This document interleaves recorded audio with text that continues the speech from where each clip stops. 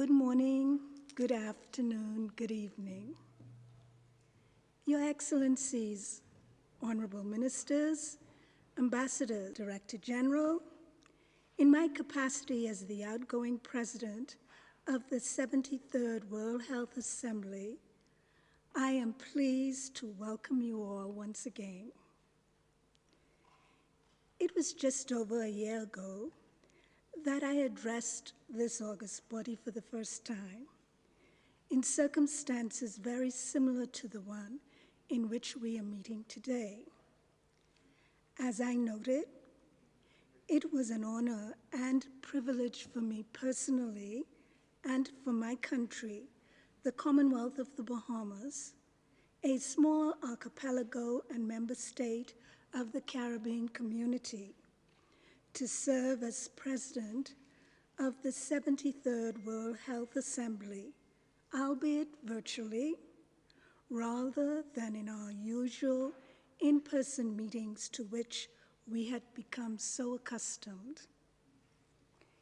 It was a time when the global community was in upheaval, grappling with a pandemic which saw lives upended, countless lives lost, healthcare systems challenged in ways we never thought could happen given the advances in medicines and technology, economies shaken and in some cases decimated, and for many, the social, economic, and development gains made slowly eroded. The likelihood of attaining the Sustainable Development Goals or achieving the goal of universal health coverage and the strengthening of primary health care seemed for many a dream.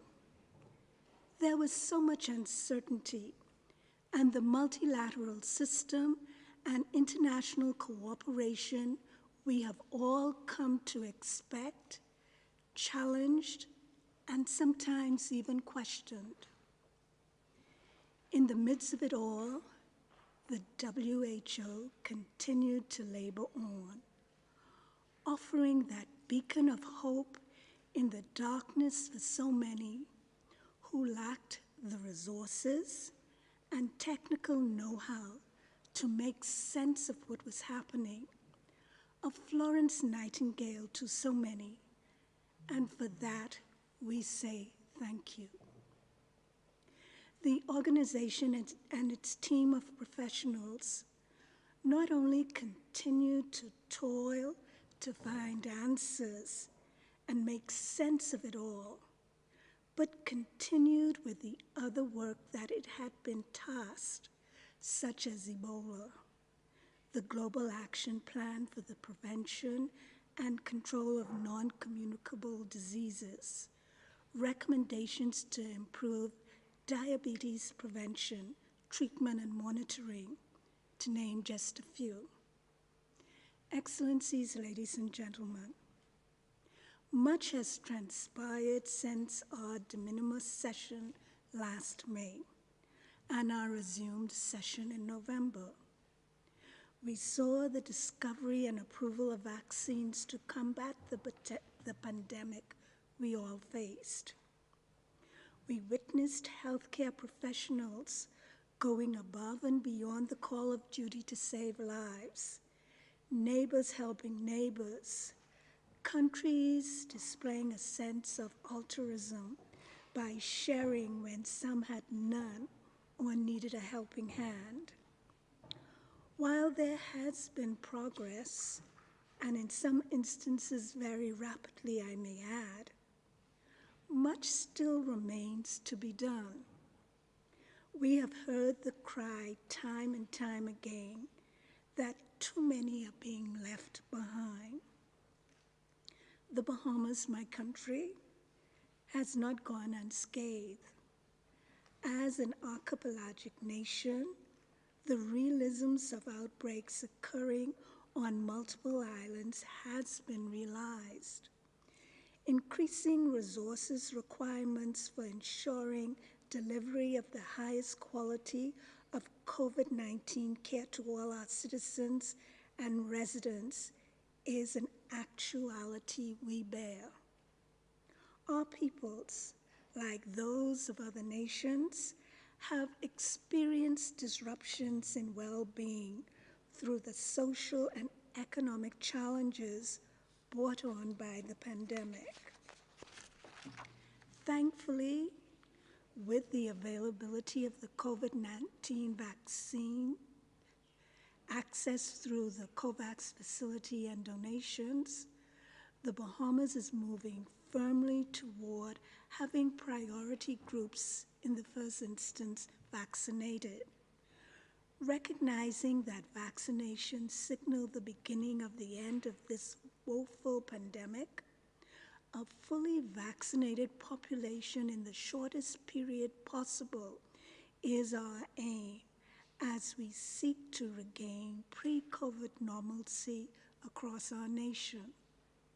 However, increasing equitable access to vaccines while exposing myths and misinformation fueling vaccine hesitancy is crucial for our collective success in ending this pandemic.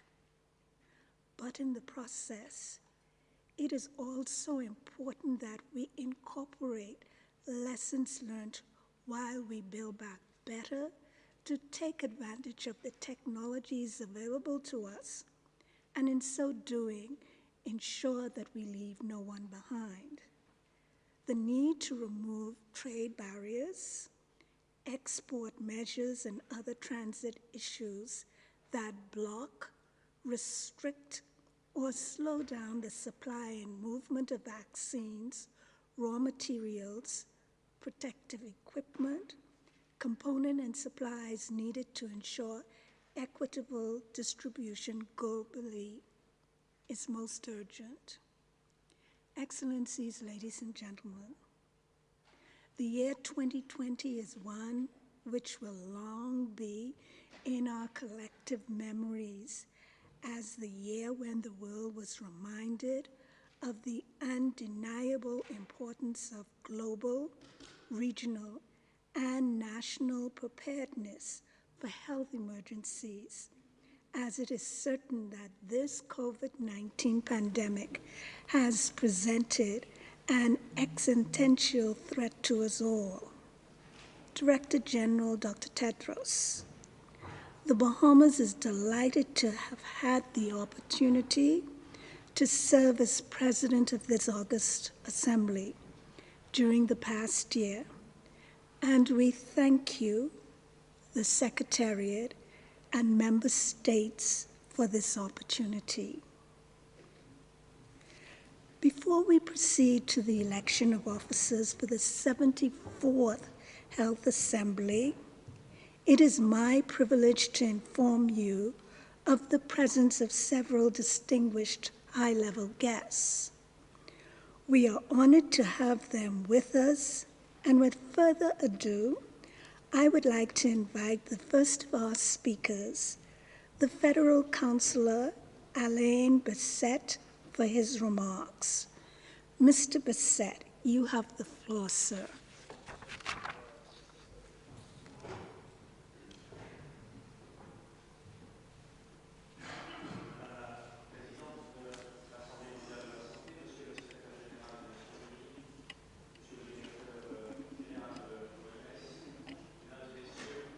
Chefs d'État et de gouvernement, Excellences, Mesdames et Messieurs. Les avancées sociales et économiques réalisées au cours des dernières années ne doivent pas être réduites à néant par la crise sanitaire actuelle. Et aujourd'hui, malgré les progrès réalisés pour lutter contre la pandémie de Covid-19, nous sommes confrontés à de nouvelles menaces. Elles sont dues bien sûr à la multiplication des variants du virus, mais elles sont aussi liées aux conséquences socio-économiques de cette crise. Et les réactions nationales à une crise globale ne suffisent pas. Elles ne suffisent pas et elles nous démontrent la nécessité, mais aussi les difficultés, en même temps l'évidence de la coopération multilatérale. Et c'est notre responsabilité à toutes et à tous, dans ce cadre, de protéger la santé de toutes et tous, et en protégeant la santé de toutes et tous, eh bien, nous protégeons le fonctionnement de nos sociétés, parce que nous avons bien sûr besoin de sécurité, de stabilité et de prévisibilité. Et nous le savons, au fond de nous, nous le savons bien, ça n'est qu'ensemble et en suivant une approche collective que nous pouvons y arriver. En même temps, en ce 24 mai 2021, nous devons être réalistes. Nous n'y sommes pas encore parvenus et nous devons encore progresser. Et nous devons encore progresser parce que les défis à relever sont nombreux, ces défis sont extrêmement ambitieux. Comment voulons-nous, par exemple, renforcer le multilatéralisme au service de la santé? Quel rôle voulons-nous, dans l'avenir, accorder à l'Organisation mondiale de la santé pour anticiper et pour faire face aux crises sanitaires globales? Mais, mesdames et messieurs, j'aimerais proposer dans ce cadre 3 axes prioritaires pour répondre à ces questions.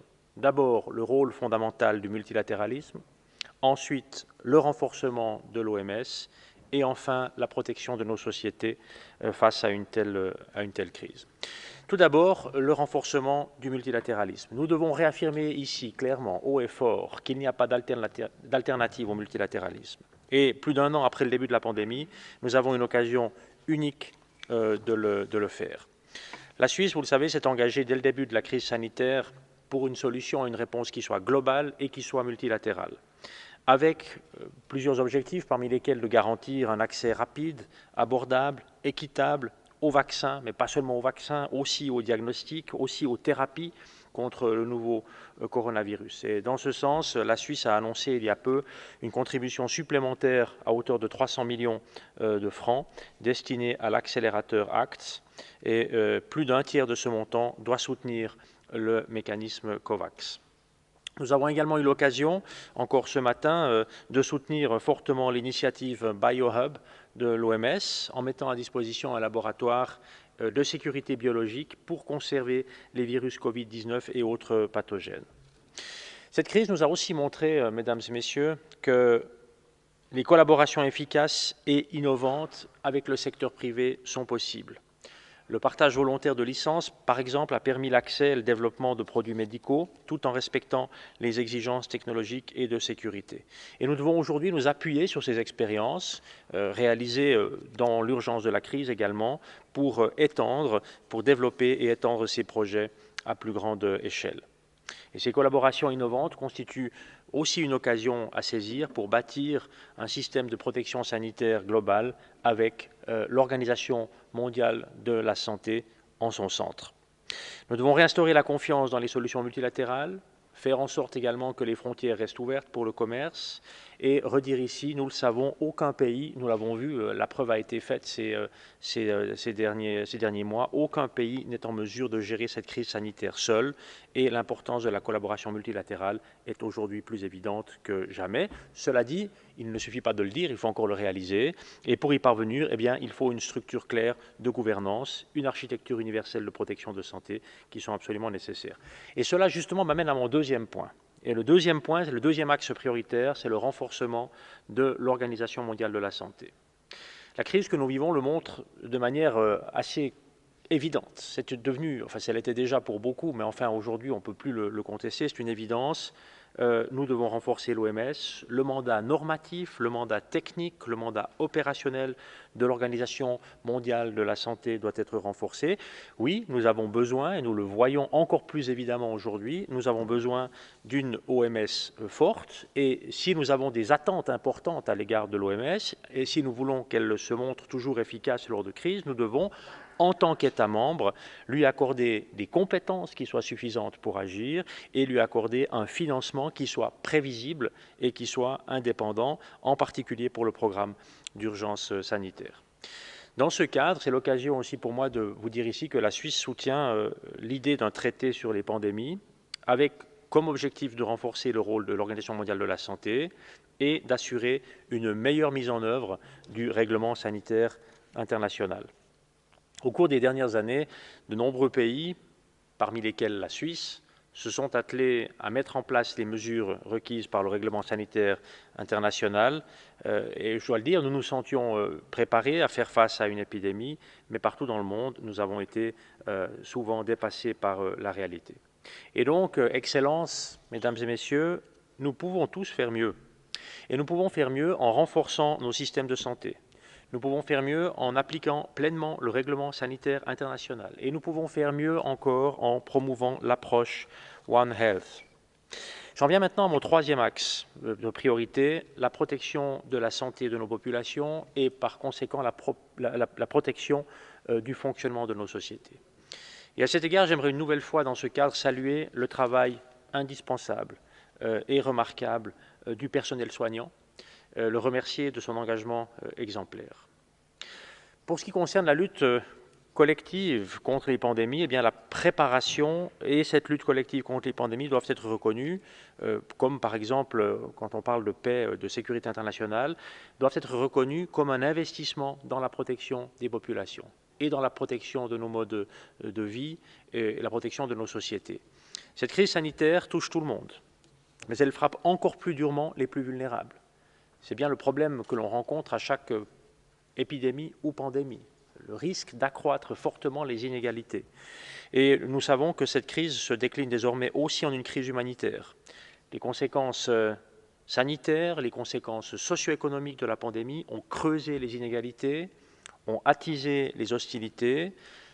Dans ce cadre, évidemment, les attaques persistantes contre les services et le personnel de santé reste une menace sérieuse pour la santé dans les zones de conflit. Et nous le savons, le nombre de personnes ayant besoin d'aide humanitaire va atteindre cette année un niveau record, principalement à cause de la pandémie.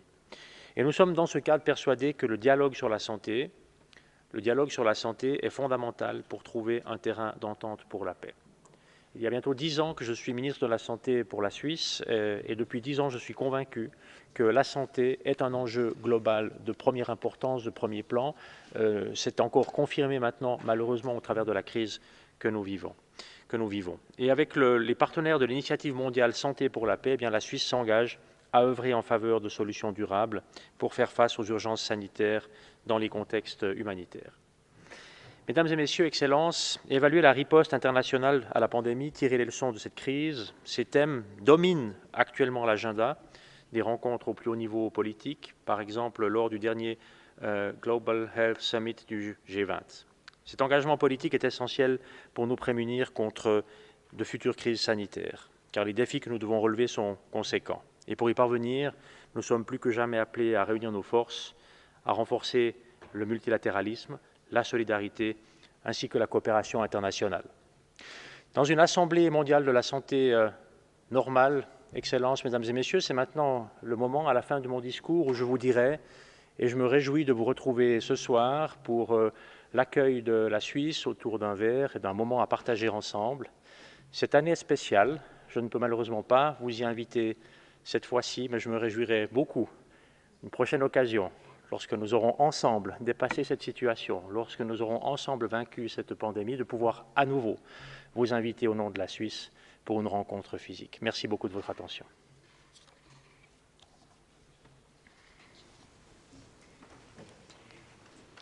Thank you, Mr. Berset.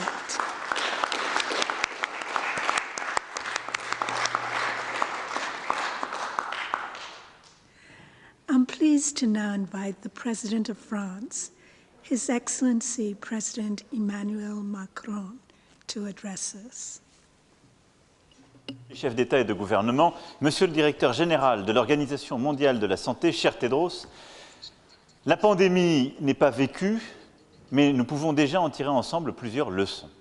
Et en effet, depuis maintenant plus d'une année, nous sommes toutes et tous mobilisés pleinement dans la gestion quotidienne de cette crise.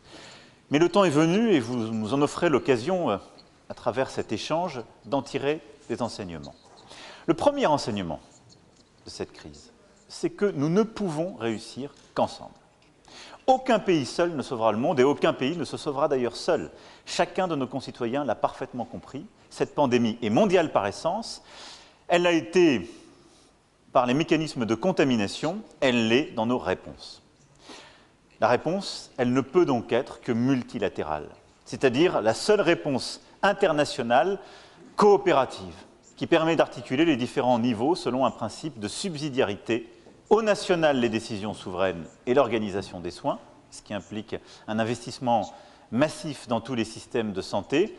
Au régional, l'action décisive en matière de recherche, d'investissement, de planification. Et nous avons pour cela mis sur pied l'Europe de la santé et nous allons continuer à la renforcer. Et à l'international, la coordination, la surveillance, le partage d'informations, mais aussi la solidarité. Sur ce dernier volet, avec nos partenaires européens, nous avons présenté des propositions concrètes. Premièrement, nous devons nous doter d'institutions à la hauteur de nos ambitions.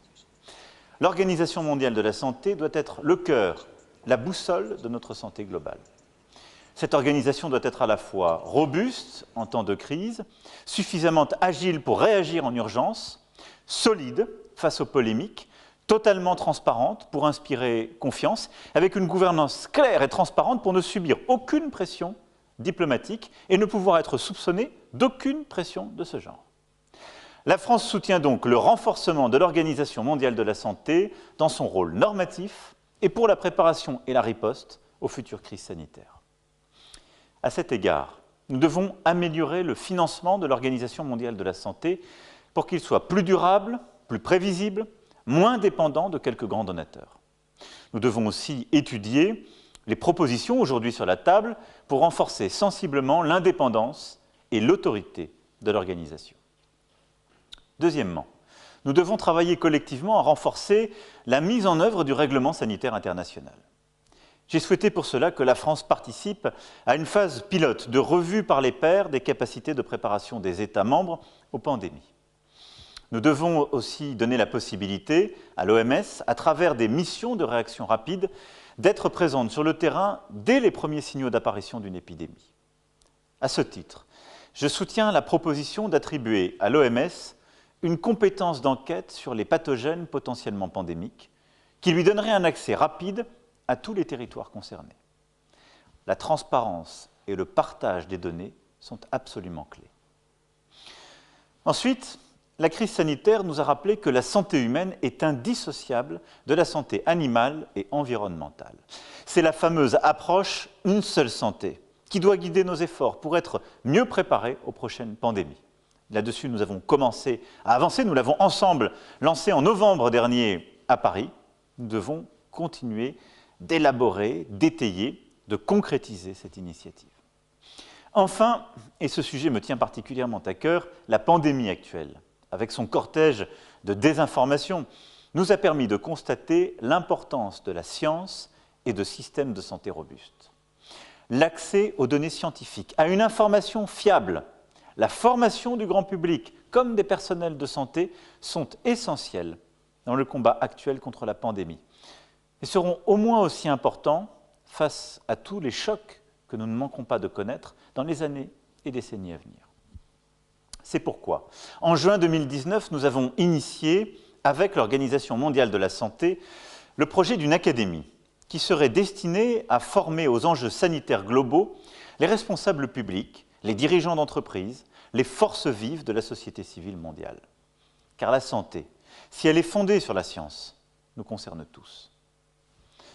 2 ans plus tard, je suis très heureux d'annoncer, avec vous, cher Dr Tedros, que l'Académie mondiale de la santé est lancée. La France s'est engagée à y investir plus de 120 millions d'euros. Elle va devenir la structure de formation de référence au niveau mondial en matière de santé publique. Ses portes ouvriront à Lyon en 2023, mais elle offrira dès cet été un premier catalogue de formation en ligne. La France entend ainsi prendre pleinement part aux négociations à venir sur la réforme de la santé mondiale. Pour avancer très rapidement dès cette Assemblée, l'adoption de la résolution portée par l'Union européenne sur le renforcement de l'action de l'OMS dans les situations d'urgence sanitaire serait un premier signal fort. De même, je vous engage à valider le lancement des négociations sur le traité international sur les pandémies. Nous avançons, nous le devons. Voilà les quelques mots, quelques convictions que je voulais partager avec vous, cher Tedros, chers tous. Soyez assurés en tout cas du plein engagement de la France, aujourd'hui comme demain. Merci. Thank you, Excellency. I shall now invite, with pleasure, the Chancellor of the Federal Republic of Germany, Angela Merkel. Your Excellency, you have the floor. Sehr geehrter Herr Generalsekretär, verehrte Damen und Herren! Seit mehr als einem Jahr leben wir mit und kämpfen wir gegen die Pandemie. Wir haben Fortschritte gemacht, aber auch Rückschläge erlitten. Es ist deshalb auch an der Zeit, Lehren aus unseren Erfahrungen zu ziehen. Denn eines ist klar, diese Pandemie ist noch nicht bewältigt und sie wird auch nicht die letzte sein. Auch in Zukunft wird es immer wieder zum Ausbruch neuartiger Krankheiten kommen. Daher gilt es, die Welt in die Lage zu versetzen, auf pandemische Bedrohungen möglichst rasch reagieren zu können. Hierfür haben die WHO-Arbeitsgruppen zur Evaluierung der Covid-19-Reaktion klare Worte gefunden und konkrete Vorschläge gemacht. Besonders hervorheben möchte ich die Idee eines globalen Gesundheitsrates. Dieser könnte die Einhaltung der Gesundheitsvorschriften in den Mitgliedstaaten überprüfen und damit sowohl Prävention als auch Reaktion verbessern helfen. In ihren Berichten begrüßen die Arbeitsgruppen den globalen Pandemievertrag als wichtigen Baustein im Reformprozess der WHO. Ich teile diese Auffassung.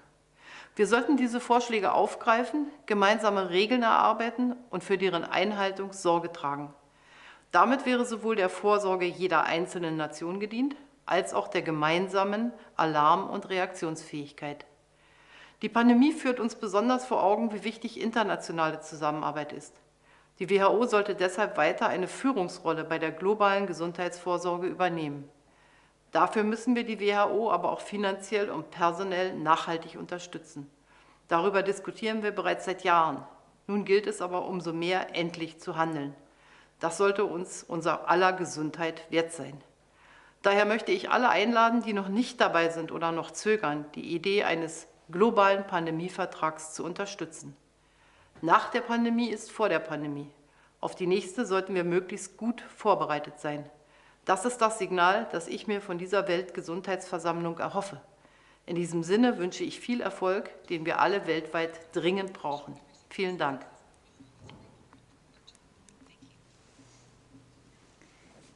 Thank you, Excellency. I have the honor to invite the President of the Republic of South Africa, His Excellency President Matamela Ramaphosa. President of the World Health Assembly, Director General of the World Health Organization, Your Excellencies, Heads of State and Government, members of the World Health Assembly, and esteemed colleagues. This assembly is taking place in one of the most critical periods in recent history for the world.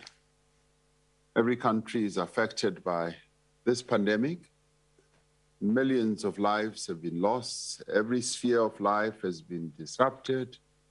And citizens of every country have had to endure severe hardships. And this pandemic has made us more aware of our strengths and our vulnerabilities. It has also demonstrated how interconnected we are and how dependent we are on each other for our health as well as our well-being. At this year's World Health Assembly, we are urged to end this pandemic, prevent the next one, and build a healthier, safer, and fairer world. This has to be our agenda. This requires that we attend with some urgency and purpose to the huge divide in the provision of COVID-19 vaccines to the peoples of the world. Millions of people in wealthier nations have been vaccinated, while billions of people in poorer countries still wait and are still vulnerable to infection, to disease, and to death. We all need to work together to correct this situation. This is not only a moral imperative. Effective and comprehensive global vaccination is vital to ending the pandemic. None of us can hope to be safe unless we are all safe all over the world. I've been honored to co-chair the Access to COVID-19 Tools Accelerator with Prime Minister Solberg of Norway. We sincerely thank funding partners and the scientific community for working so rapidly to develop vaccines, diagnostics, therapeutics, and other essential needs. We call on all leaders to continue to support this essential initiative so that we can raise the $18.5 billion that is needed to ensure that appropriate tools for prevention, diagnosis, and treatment reach all parts of the globe. We must urgently increase vaccine production across the world, including in low and medium income countries. Among other things, we need all countries to support the call for a limited waiver on intellectual property rights as a mechanism to promote rapid, equitable access. This will allow countries to allow the use of intellectual property, to share technologies to produce vaccines and therapeutics, to lower prices and expedite distribution to everyone, everywhere. As we emerge from the worst of the pandemic, we need to build more robust pandemic response systems. We need to give attention to the establishment of a global health council that collaborates with the WHO to support regional and national response mechanisms. We need to invest in our national health systems, understanding that these are vital to the health of our people and the sustainability of our economies. While the pandemic has exposed some of the weaknesses in our respective health systems, it has also required decisive measures to strengthen them. In our case, for example, we have had to respond to the fragmentation of our health system, integrating services between the public and private sector, and improving coordination between the different spheres of government. We improved our capacity to do genomic analysis, relied more on scientific evidence to manage the pandemic, and improved diagnostics and increased oxygen supplies. We need to unpack the global lessons of COVID-19 as we plan for the future. Building healthier, safer, and fairer lives is also about delivering integrated services for HIV, tuberculosis, non-communicable diseases, and maternal, newborn, and child services. We cannot reflect on this moment without recognizing the contribution of the millions of health workers and other frontline personnel around the world who have really demonstrated amazing courage and dedication. As a global community, we are grateful to Dr. Tedros Ghebreyesus for his leadership and the World Health Organization for its dedication, its hard work, and tireless efforts. As humanity, we are in the midst of a devastating crisis. Let this be a turning point in our attitude towards human health and well-being. We should make this the beginning of a journey towards a fairer and safer world. Let us also deepen global solidarity and cooperation, and let us face the future together. And Dr. Ghebreyesus, I thank you and your entire staff across the world for an excellent job that has been done in managing this pandemic. May you go from strength to strength together with all those that you work with. I thank you. Thank you, Excellency. I have the honor to invite the President of Estonia, Her Excellency President Kurs Kajiriade. Excellency, you have the floor. Dear President of the World Health Assembly, Director General of the World Health Organization, Excellencies, dear delegates. We have been through a very difficult period in our world, but I hope that finally we have learned that even those in this world best off, who feel like they are insulated from all the problems because they have the resources, they have access to resources, that they are not, in fact, isolated. And this is good. This is the silver lining of this cloud. We now realize, for example, that all population of this world needs to be vaccinated in order for everybody to be safe in this world. This virus, SARS-CoV-2, this has taught us that we need to think of everybody, of the billions on this world. And unless we make sure that everybody has access to safe vaccination soon, virus will be back, and it might be even more difficult to fight it.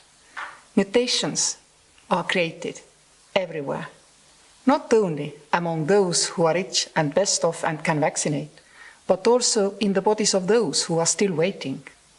Estonia is part of the COVAX vaccination system, and we wish all the best to World Health Organization to maintain their good work at vaccinating everybody.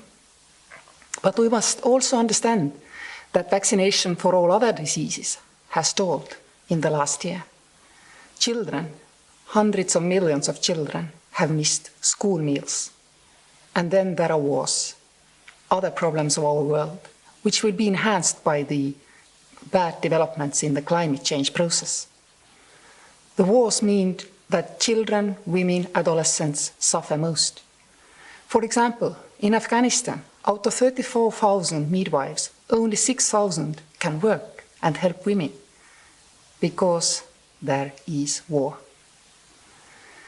World Health Organization has worked hard and is continuing to push for better developments.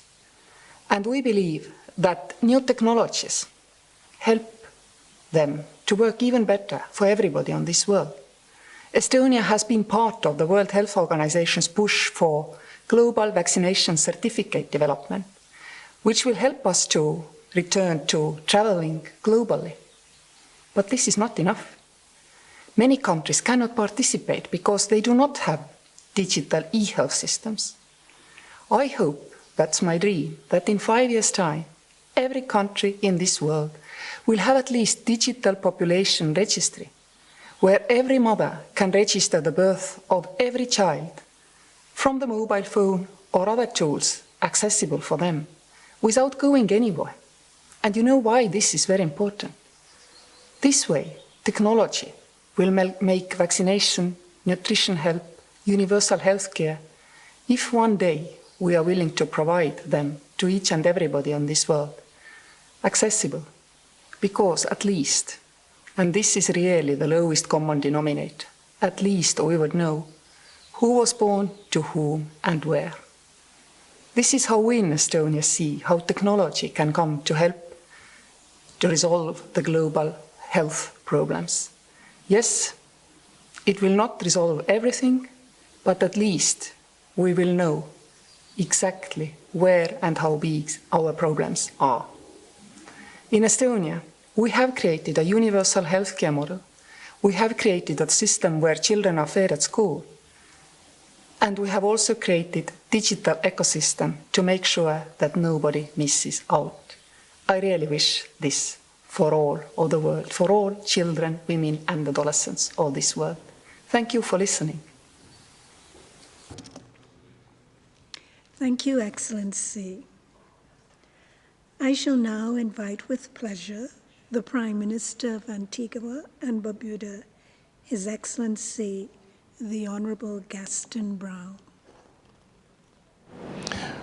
Mr. President, Director General, heads of government, heads of delegation, distinguished ladies and gentlemen, I am honored by the invitation to address this formal opening of the 74th World Health Assembly. Of all the assemblies this organization has held, none has been more vitally important than this one. It is no exaggeration to say boldly that the future or fate of all mankind depends on the decisions that this assembly will make. The world is ravaged by the COVID-19 pandemic. Not only has the coronavirus infected almost 166 million persons worldwide, it has also officially killed more than 3.5 million people globally. Worryingly, recent estimates suggest that because of underreporting, actual deaths might be as high as 8 million persons. Mr. President, that startling figure should caution every person in the world to understand that to refuse vaccines is to court death. We are fighting a war with a grim, pernicious, and pervasive reaper of death and destruction. No nation has escaped it. No nation is immune from it, and no nation can isolate itself from it. If ever there was an irrefutable truth to the affirmation we are all in this together, that truth now stares us directly in our faces.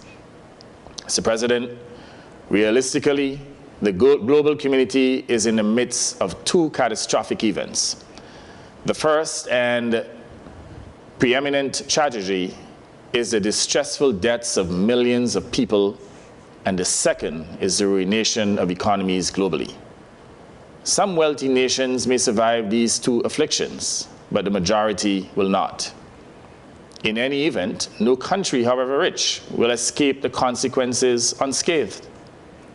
Unless this assembly agrees to comprehensive and decisive action and commits to an urgent and binding implementation plan, our one world will be injured irreparably with profound repercussions for all. Therefore, I urge that this meeting approach this matter as one that is of common urgency affecting all humanity and threatening the well-being of all.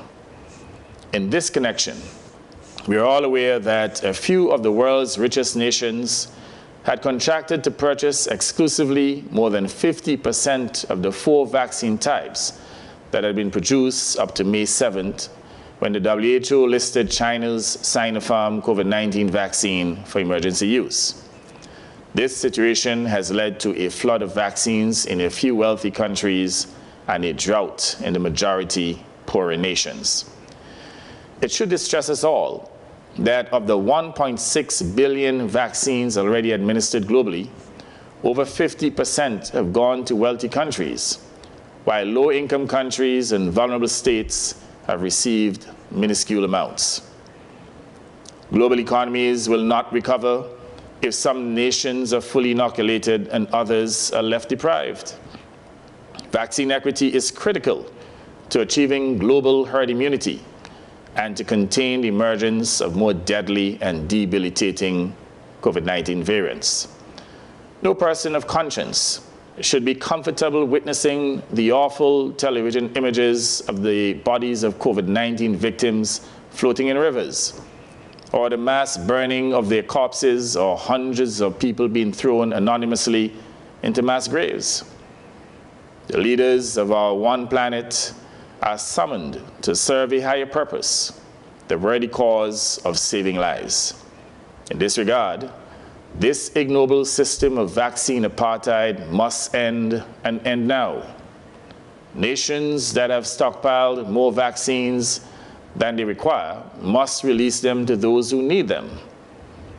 We are thankful to the government of the United States of America for its recent announcement that it will share 80 million doses of vaccines with other countries. We call on other governments that have either stockpiled vaccines or locked them up in contracts with suppliers to join the United States in releasing their surplus through a global plan managed by this World Health Organization. Supplying vaccines to save lives should also not be a matter of bargaining or of leveraging political support. It is the honorable and right thing to do. Apart from releasing surplus vaccines, the governments that now maintain intellectual property rights that prohibit wider and greater production of vaccines must act now to waive them. More pharmaceutical companies producing much more vaccines will mean more and fast inoculations of our global community. That is not only in the interests of the countries where COVID-19 is rampant. It is in the interests of our interconnected world, where every nation is dependent on the interaction of people across borders and on healthy markets with purchasing power.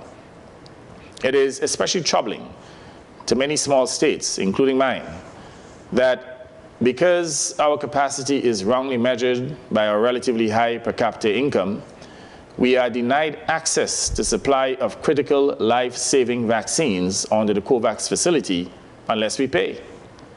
Small island states such as mine, which are perennially vulnerable to hurricanes and exogenous shocks that are no fault of our own, such as COVID-19, have to find the money to purchase vaccines and to do so at high cost. We have had to do so even while the pandemic has caused a loss of 30% of GDP and halved our revenues. Our countries are teetering on the brink of economic disaster. In this context, we make an appeal to relax travel restrictions for vulnerable small states and rectification of the qualifications for access to the COVAX facility so that account is taken of the profound vulnerabilities of small island states. Vulnerability should be one of the determinants for vaccine accessibility. Finally, I draw attention to the phenomenon of vaccine reticence in all of our countries. This is no longer a matter for individual countries. It has become a pandemic as dangerous as COVID-19 itself and will cause millions more of our people to be infected and all our economies to decline. Vaccine reticence now needs a global response that is no less comprehensive and intense than the response to the pandemic itself. We have to collectively educate our peoples of the value and benefits of inoculation to themselves, to their loved ones, the wider society, and the global community as a whole. Mr. President, our world is in a global crisis. This Assembly must act now to imbue all our societies with the confidence that we, the governments, are acting in solidarity to take back our world from the stranglehold of this pandemic and to set our peoples free.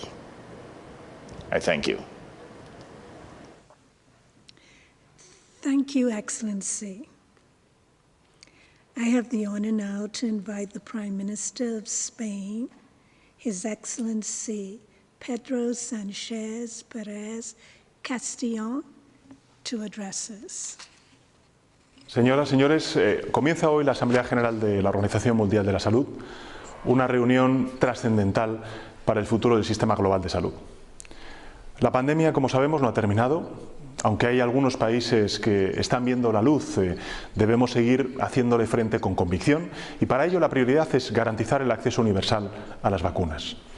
Por eso desde el Gobierno de España hemos lanzado la iniciativa multilateral Vacunas para Todos, que aborda el desafío mundial de producción y también de distribución de vacunas en toda su complejidad. Con esta iniciativa proponemos actuar de manera simultánea en 3 frentes que frenan ahora mismo el acceso equitativo a las vacunas. En primer lugar, debemos compartir conocimiento de todo tipo, incluyendo la transferencia de know-how, de tecnología, así como también los aspectos relacionados con la propiedad intelectual. Con tal fin, España se ha unido formalmente a la iniciativa CITAP, COVID-19 Technology Access Pool, como herramienta para facilitar estos intercambios de conocimiento. Invitamos al resto de gobiernos y muy especialmente a la industria farmacéutica a que se sumen para que esta iniciativa pueda lograr resultados tangibles. Sin duda alguna, los derechos de propiedad intelectual deben ser parte de la solución, pero también debemos avanzar rápidamente en otras áreas. Y por eso, en segundo lugar, debemos tomar todas las medidas posibles que nos permitan aumentar la producción de manera exponencial y además en un muy corto espacio de tiempo. Para ello, debemos ser capaces de identificar las capacidades globales de producción, ayudar a ajustar la oferta, también la demanda en este ámbito. Y además, con el apoyo activo de la Organización Mundial del Comercio, se deben eliminar todas las barreras comerciales a lo largo de la cadena de valor, una cadena que abarca no solamente las vacunas, sino también los componentes necesarios para producir esas vacunas. Y en tercer lugar, tenemos que facilitar la distribución. Esto implica aumentar las contribuciones financieras y también las no financieras al ACT Accelerator, y por eso mi país, España, se comprometió en 2020 a aportar 125 millones de euros y vamos a seguir contribuyendo. España va a donar 7,5 millones de vacunas a América Latina a través del mecanismo COVAX. También, a mi juicio, resulta fundamental fortalecer las capacidades de los países receptores para procesar, para almacenar, para distribuir y también para administrar esas vacunas. Esto es especialmente pertinente en contextos frágiles y por eso es tan importante el trabajo del ACT Accelerator sobre los sistemas de salud. Además, proponemos que se cree una alianza público-privada entre aerolíneas, gobiernos, organizaciones internacionales para facilitar esta distribución. Porque solamente trabajando juntos en todas estas áreas vamos a lograr doblegar la pandemia y hacerlo sin dejar a nadie atrás. Creo que si algo hemos aprendido es que debemos fortalecer la arquitectura mundial para estar mejor preparados y hacer frente en consecuencia a los distintos desafíos globales en este ámbito. Hemos trabajado de manera muy intensa a lo largo de este último año para tomar medidas concretas. Es el momento de llevarlas a cabo. Somos partidarios de adoptar un tratado internacional que establezca los objetivos, los principios fundamentales de la acción colectiva necesaria para atajar futuras pandemias.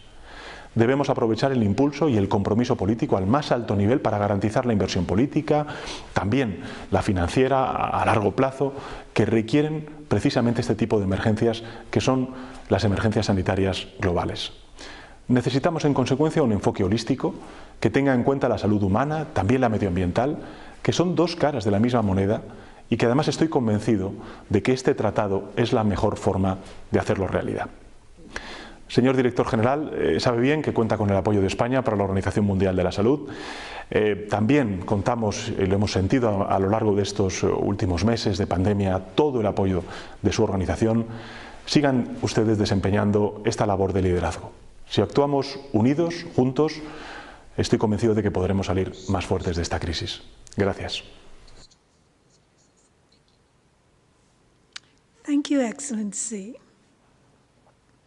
I have the pleasure to now invite the Prime Minister of the Kingdom of Tonga, His Excellency, the Honorable Reverend Dr.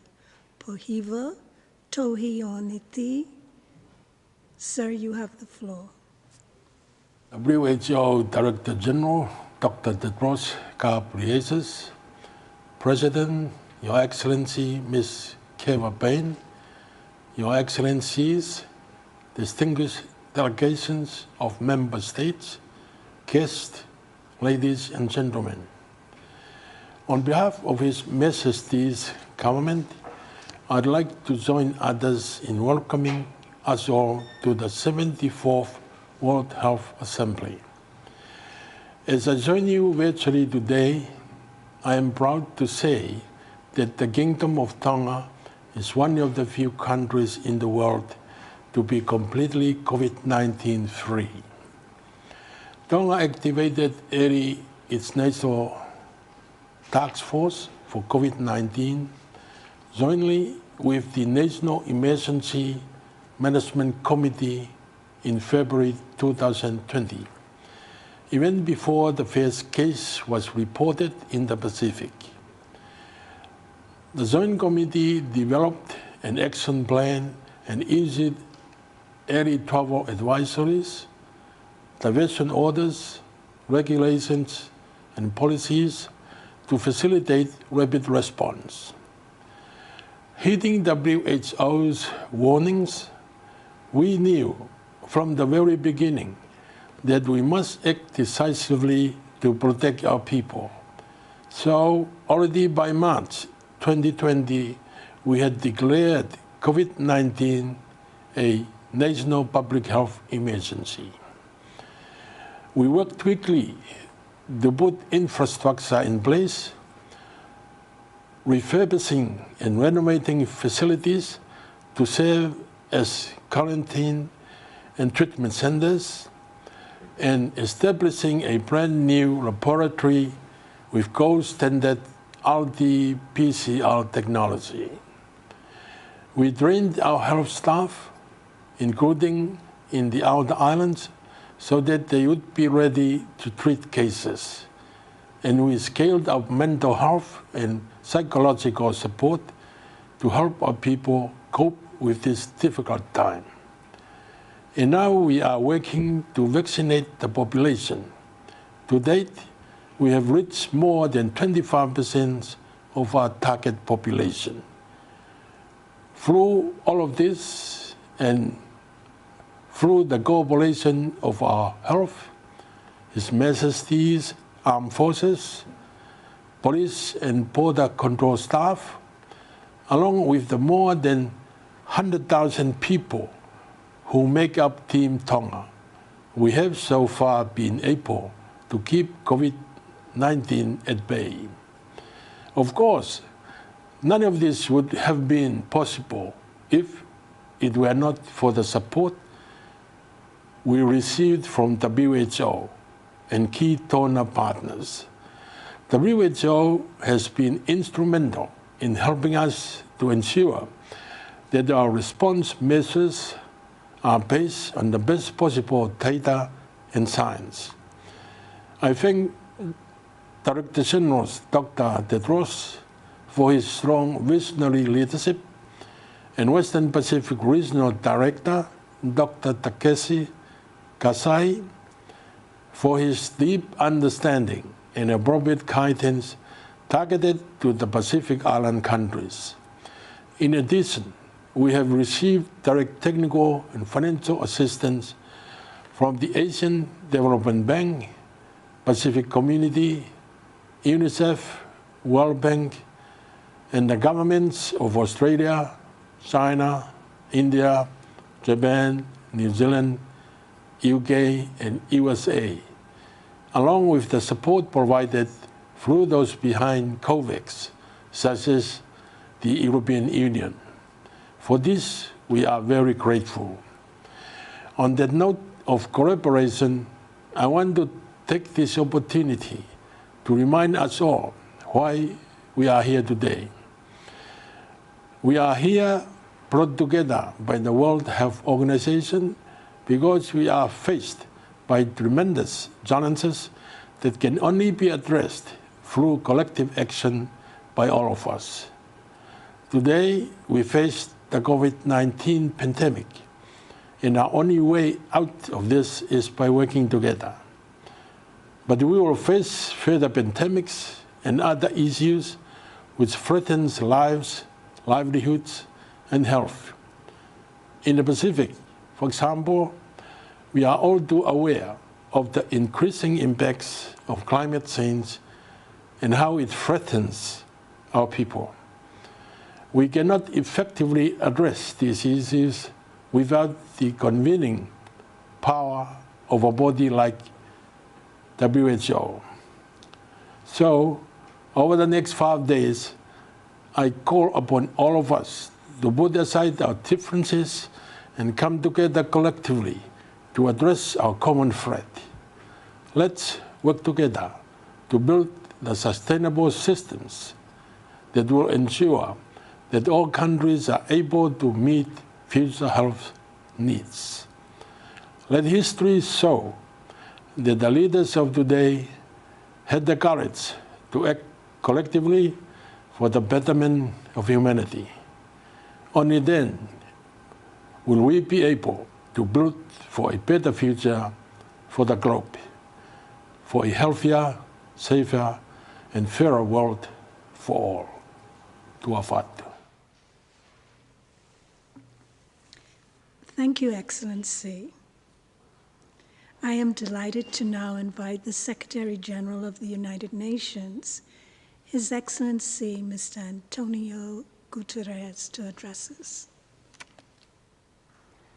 Excellencies, ladies and gentlemen, dear colleagues and friends, the COVID-19 pandemic has brought a tsunami of suffering.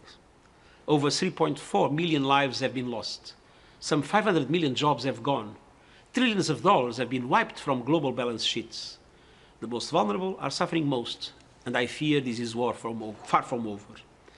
I pay tribute to the frontline health workers who are the heroes of this pandemic. Millions of healthcare professionals continue to put themselves in harm's way every day. We owe them our deepest appreciation.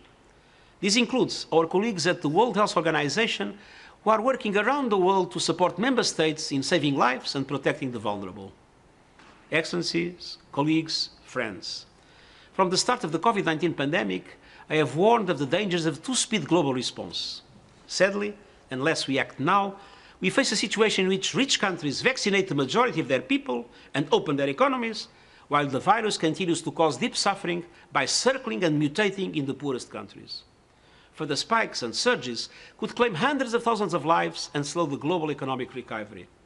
COVID-19 cannot be beaten one country at a time. We need coordinated global action in 3 areas to put the world on the path towards recovery and to achieve the 2030 Agenda and the Sustainable Development Goals. First, the world must respond resolutely and in solidarity to stop the virus. World leaders must urgently step up with a global plan for equitable access to COVID-19 vaccines, tests and treatments. This starts with funding the ACT Accelerator and its COVAX facility to deploy life-saving tools to the poorest countries on a global scale. But that is not enough. We are at war with the virus. We need the logic and urgency of a war economy to boost the capacity of our weapons, the vaccines. On Friday, I called on the G20 to set up a task force that brings together all countries with vaccine production capacities, the World Health Organization, the ACT Accelerator partners, and international financial institutions able to deal with the pharmaceutical companies and other key stakeholders. It should aim to at least double manufacturing capacity by exploring all options, from voluntary licenses and technology transfers to patent pooling and flexibility on intellectual property rights. The task force should address equitable global distribution by using the ACT Accelerator and its COVAX facility. And it should be co-convened at the highest levels by the major powers who hold most of the global supply and production capacity, together with the multilateral system. I am ready to mobilize the entire United Nations to support these efforts. Second, we must bolster primary health care systems and universal health coverage. COVID-19 cannot be seen in isolation from the fundamental problems with our health systems: inequality, underfunding, complacency, neglect. With the right primary health care systems in place, we will recover more quickly from this pandemic and prevent the next before it takes hold. Our efforts to recover from COVID-19 should not come at the cost of other essential health care, from women's reproductive services to children's vaccination and mental health coverage. Third, we must prepare for the next global health emergency. Robust primary health systems are a start, but they are not enough. I fully support the bold recommendations in the recent report by an independent panel for pandemic preparedness and response. The world needs political commitment at the highest level to transform the existing systems through an international coordinated all-of-government and society approach. The WHO must be at the heart of global pandemic preparedness. It needs sustainable and predictable resources, and it must be fully empowered to do the job that is demanded of it. We need a framework for international cooperation and solidarity fit for the future, new solutions for sustainable and predictable financing, national capacity for prevention, detection and responses to disease outbreaks. Excellencies, colleagues, friends, COVID-19 must be a turning point. Your deliberations at this 74th World Health Assembly will be critical to set the highest level of ambition. I urge you to take the bold decisions necessary to end this pandemic and build safe, healthy communities and societies for the future. Thank you. Thank you, Mr. Secretary General. Finally, I have the pleasure to invite Mr. Kailash Satyarthi, a child rights activist and Nobel Peace Laureate, to give his statement. Mr. Satyarthi, you have the floor. Madam President, Director General Dr. Tedros, Honorable Ministers and distinguished delegates, my dear children of the world. Let me begin with a Sanskrit prayer. Sarve bhavantu sukhinah sarve santu niramaya sarve bhadrani pashyantu ma kaschid dukh bhag bhavet. Om Shanti. May all be happy. May all be free from illness. May all see what is auspicious. May no one suffer. May peace prevail. My dear sisters and brothers, today we remember those who we have lost to the pandemic. We also pay tribute to our health and frontline workers for their great sacrifice. I thank my dear brother Dr. Tedros for inviting me to speak at this August Assembly. I commend his leadership and applaud his team for their relentless work in fighting the pandemic. I also extend my appreciation to respected health ministers for their work. Today I am here as the voice of the millions of voiceless children who are left behind. They are the children who live with intergenerational poverty and hunger. The same children are forced to work and sell their bodies. They are the same who face the worst health outcomes and denied education. They have little access or no access to clean water and sanitation. They have been exploited for decades and centuries. Therefore, this 74th World Health Assembly will be a defining time in our society and in the history. It gives us the opportunity to take a moment to evaluate the choices we have made and their human cost, and to consider the choices we have today. What are the choices we have made? $8 trillion have been released as COVID response fund in 2020. But only a disgraceful 0.13%, I repeat 0.13% was allocated to the most marginalized communities through multilateral assistance. Wealthy countries chose to cut down their ODA budgets for low-income countries that face immeasurable misery. The pandemic is not only a health or economic crisis, dear friends, it is a crisis of justice, crisis of civilization, and a crisis of humanity. What have we lost as a result of these choices? While the world has suffered as one, we have not suffered equally. 2/3 of the world's largest companies made an additional $109 billion in 2020. At the same time, 140 million children and their families will be pushed into acute poverty. This is unacceptable. This is injustice. They are invisible children of the world who, instead of being in their classrooms, are living on the streets, trapped into workshops and brothels, orphaned and abused, living in institutions, conflict zones, and refugee camps. They are children from the same communities that have faced generations of racial discrimination, injustices, and violence.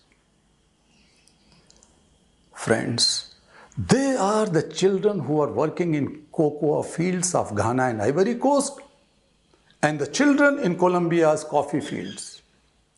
They face the health impact of the increasing use of pesticides, machine, and electricity, beside injured limbs and muscle damage. They are 10-year-old Nageswar who lost his speech from the trauma and torture at the hands of his employer. I have heard the children scream in their sleep and the deafening silence in the day. My organization in India has rescued over 100,000 child laborers in the last 4 decades.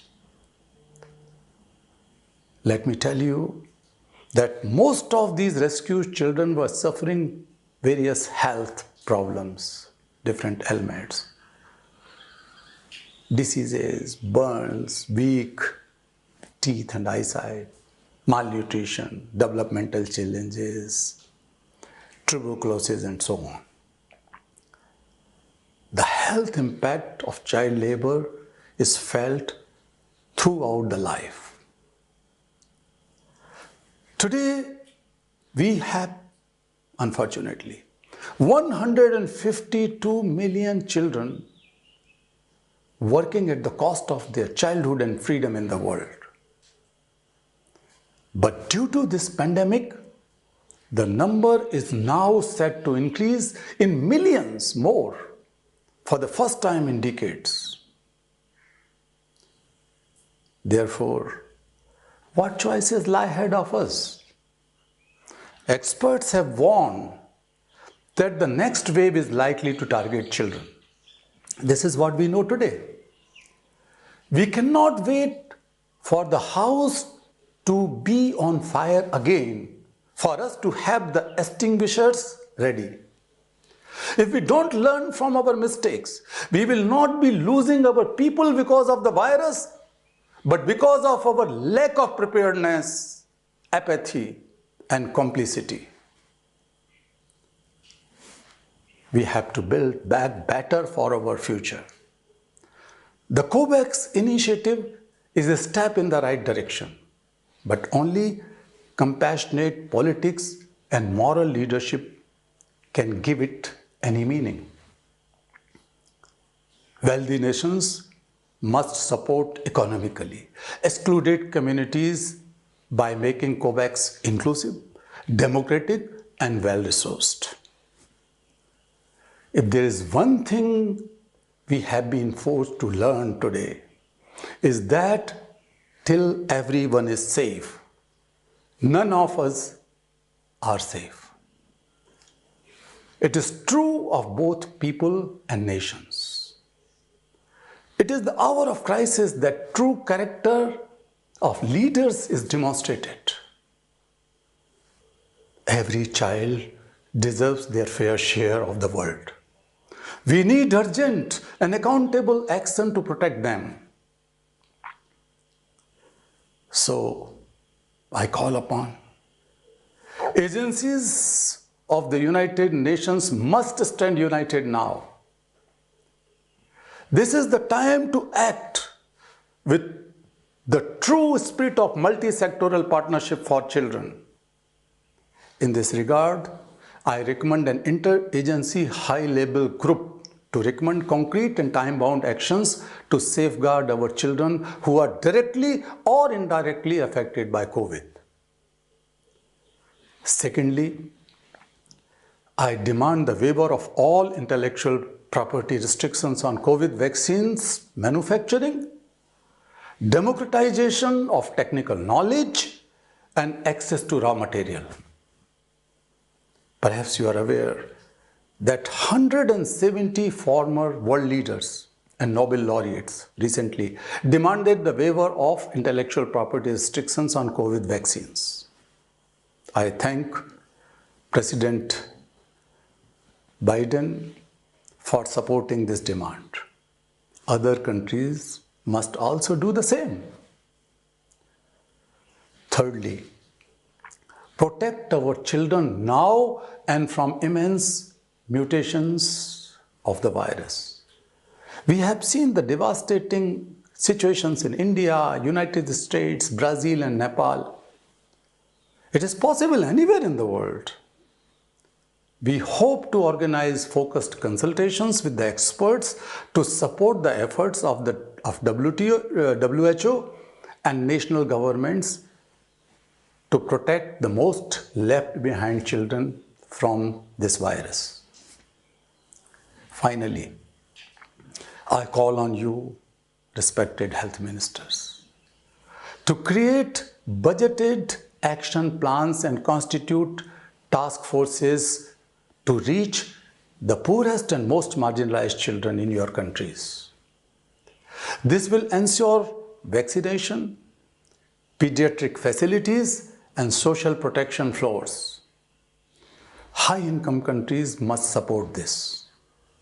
In addition, I ask you, please, don't amplify superstitions around COVID and vaccines and stick to best scientific knowledge.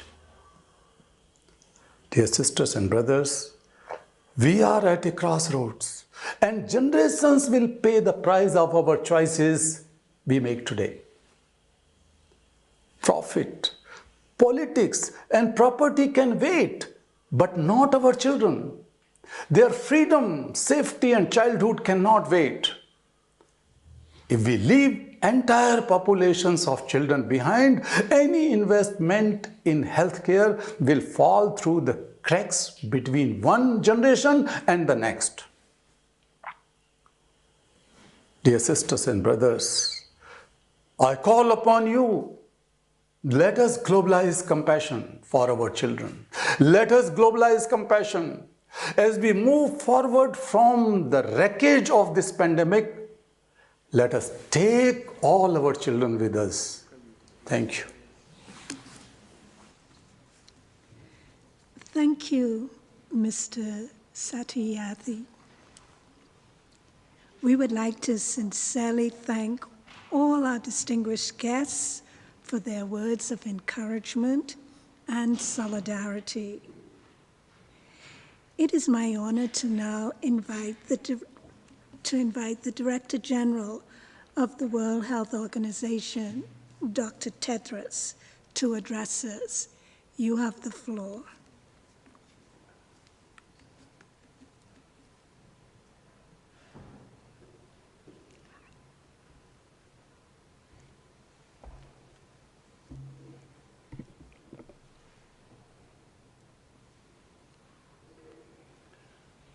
Thank you. Your Excellency, Madam President, Ambassador Keva Bain, Your Excellency Alan Berset, Federal Councillor of Switzerland, Excellencies, distinguished colleagues and friends. Lucy Naimbura is a health promotion officer in Mombasa City, Kenya. When COVID-19 arrived last year, a strict lockdown was introduced, but it was met with strong resistance by the local community, who refused to be tested, isolated, or treated. And Lucy made her daily rounds, providing information about the dangers of the new virus. Lucy was insulted in the streets, and she and her team sometimes had to stop working for their own safety. But Lucy kept going back to the community. After weeks of engaging leaders, things started to change. Communities started following COVID-19 guidelines and accepted to be tested. The spread of the virus was curtailed and the lockdown was removed. Asante sana, Lucy. Dr. Gansengel Purev is an intensive care specialist in the Central Military Hospital in Ulaanbaatar, Mongolia. This is what he said. During my first shift, I lost my grandmother to COVID-19. She died in my arms. During my last shift, 3 people died in an hour. My patients are no different to my grandmother and grandfather. Many patients recover and leave the hospital. What keeps me going is 2 words from them: thank you. Dr. Cătălin Denciu is an intensive care specialist in Romania. He was on duty in November last year, caring for patients with COVID-19 when a fire broke out in the hospital. 10 patients died in the fire, and in trying to save others, Dr. Denciu suffered third-degree burns to 40% of his body. Today, we will honor him with an award for his service, sacrifice, and example. These are just a few examples.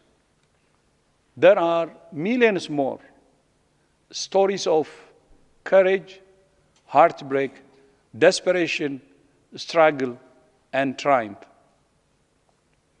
For almost 18 months, health and care workers all over the world have stood in the breach between life and death.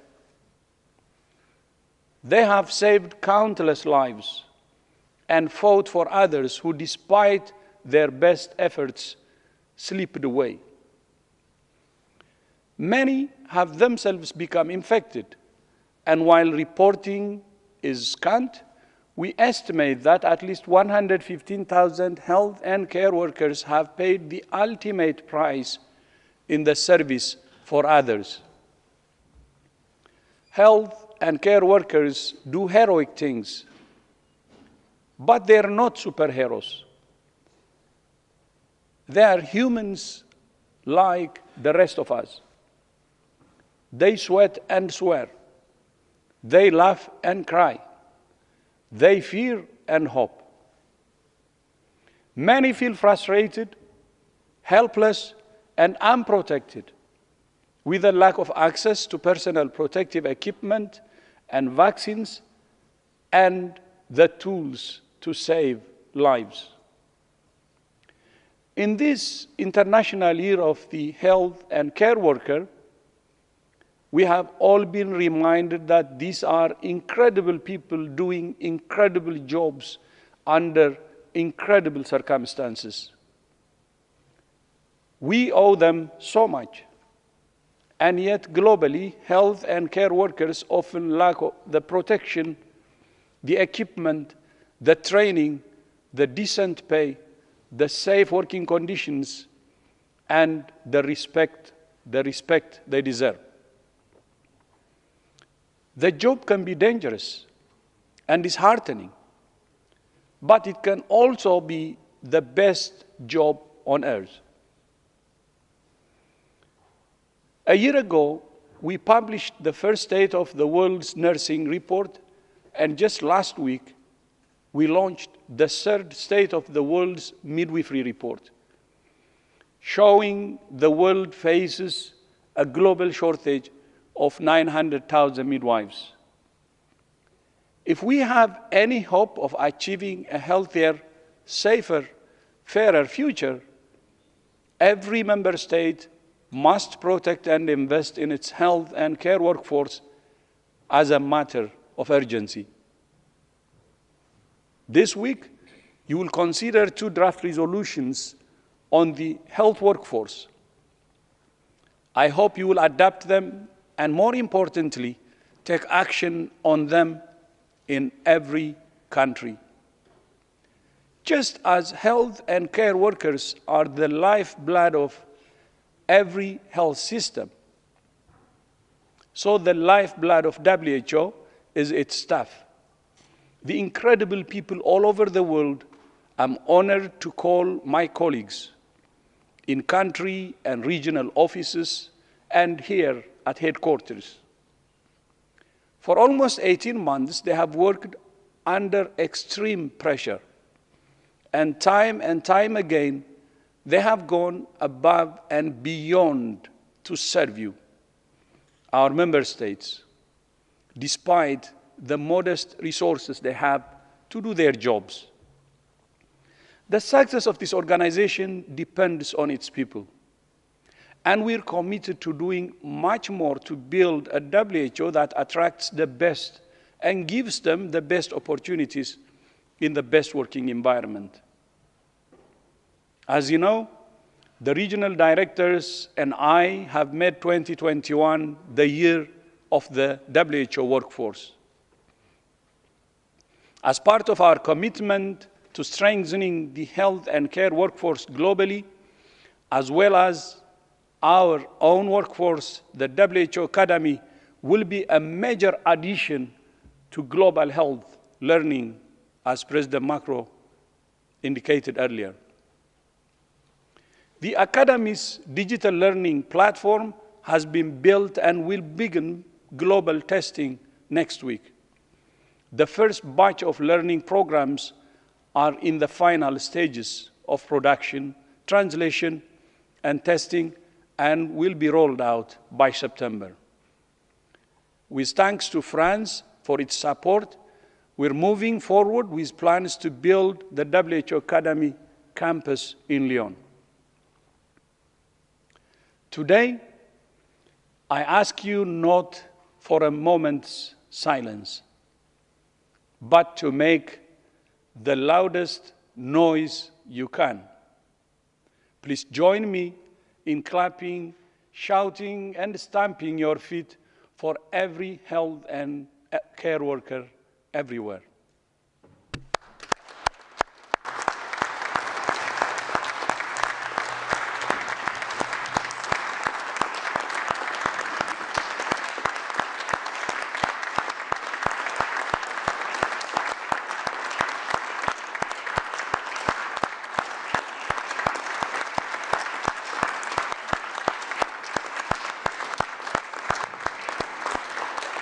Thank you very much. Excellencies, although we have lost so many health and care workers already, we will lose many more as long as the pandemic rages. Almost 18 months into the defining health crisis of our age, the world remains in a very dangerous situation. As of today, more cases have been reported so far this year than in the whole of 2020. On current trends, the number of deaths will overtake last year's total within the next 3 weeks. Since our health assembly started this morning, almost 1,000 people have lost their lives to COVID-19. And in the time it takes me to make these remarks, a further 400 will die. This is very tragic. We're pleased that for 3 consecutive weeks, though, we have seen a downturn in the number of cases and deaths being reported. But globally, we remain in a fragile situation. No country should assume it's out of the woods, no matter its vaccination rate. So far, no variants have emerged that significantly undermine the efficacy of vaccines, diagnostics, or therapeutics. But there is no guarantee that will remain the case. This virus is changing constantly. Future changes could render our tools ineffective and drag us back to square one. We must be very clear. The pandemic is not over, and it will not be over until and unless transmission is controlled in every last country. WHO Strategic Preparedness and Response Plan sets out the 10 pillars that every country must apply in a tailored and dynamic way to reduce exposure, prevent infections, limit the spread, and save lives. Every country can do more. Increase surveillance, testing, sequencing, sharing information, surge supplies needed to protect health workers, fight misinformation and disinformation, empower people and communities to play their part, support businesses and workplaces to take steps to open up safely where appropriate, implement national vaccination strategies, vaccinate those most at risk, and donate vaccines to COVAX. The ongoing vaccine crisis is a scandalous inequity that's perpetuating the pandemic. More than 75% of all vaccines have been administered in just 10 countries. There is no diplomatic way to say it. A small group of countries that make and buy the majority of the world's vaccines control the fate of the rest of the world. The number of doses administered globally so far would have been enough to cover all health workers and older people if they had been distributed equitably. We could have been in a much better situation. I understand that every government has a duty to protect its own people. I understand that every government wants to vaccinate its entire population. That's what we want to.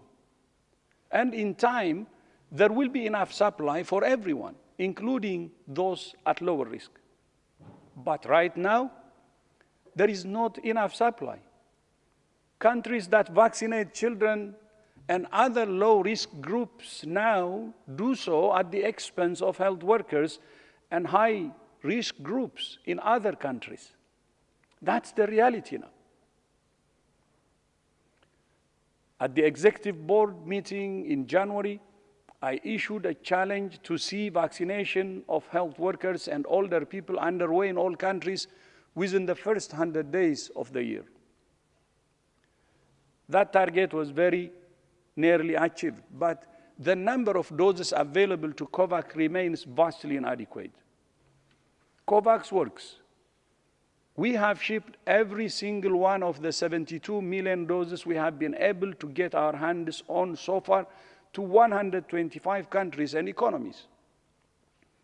But those doses are sufficient for barely 1% of the combined population of those countries.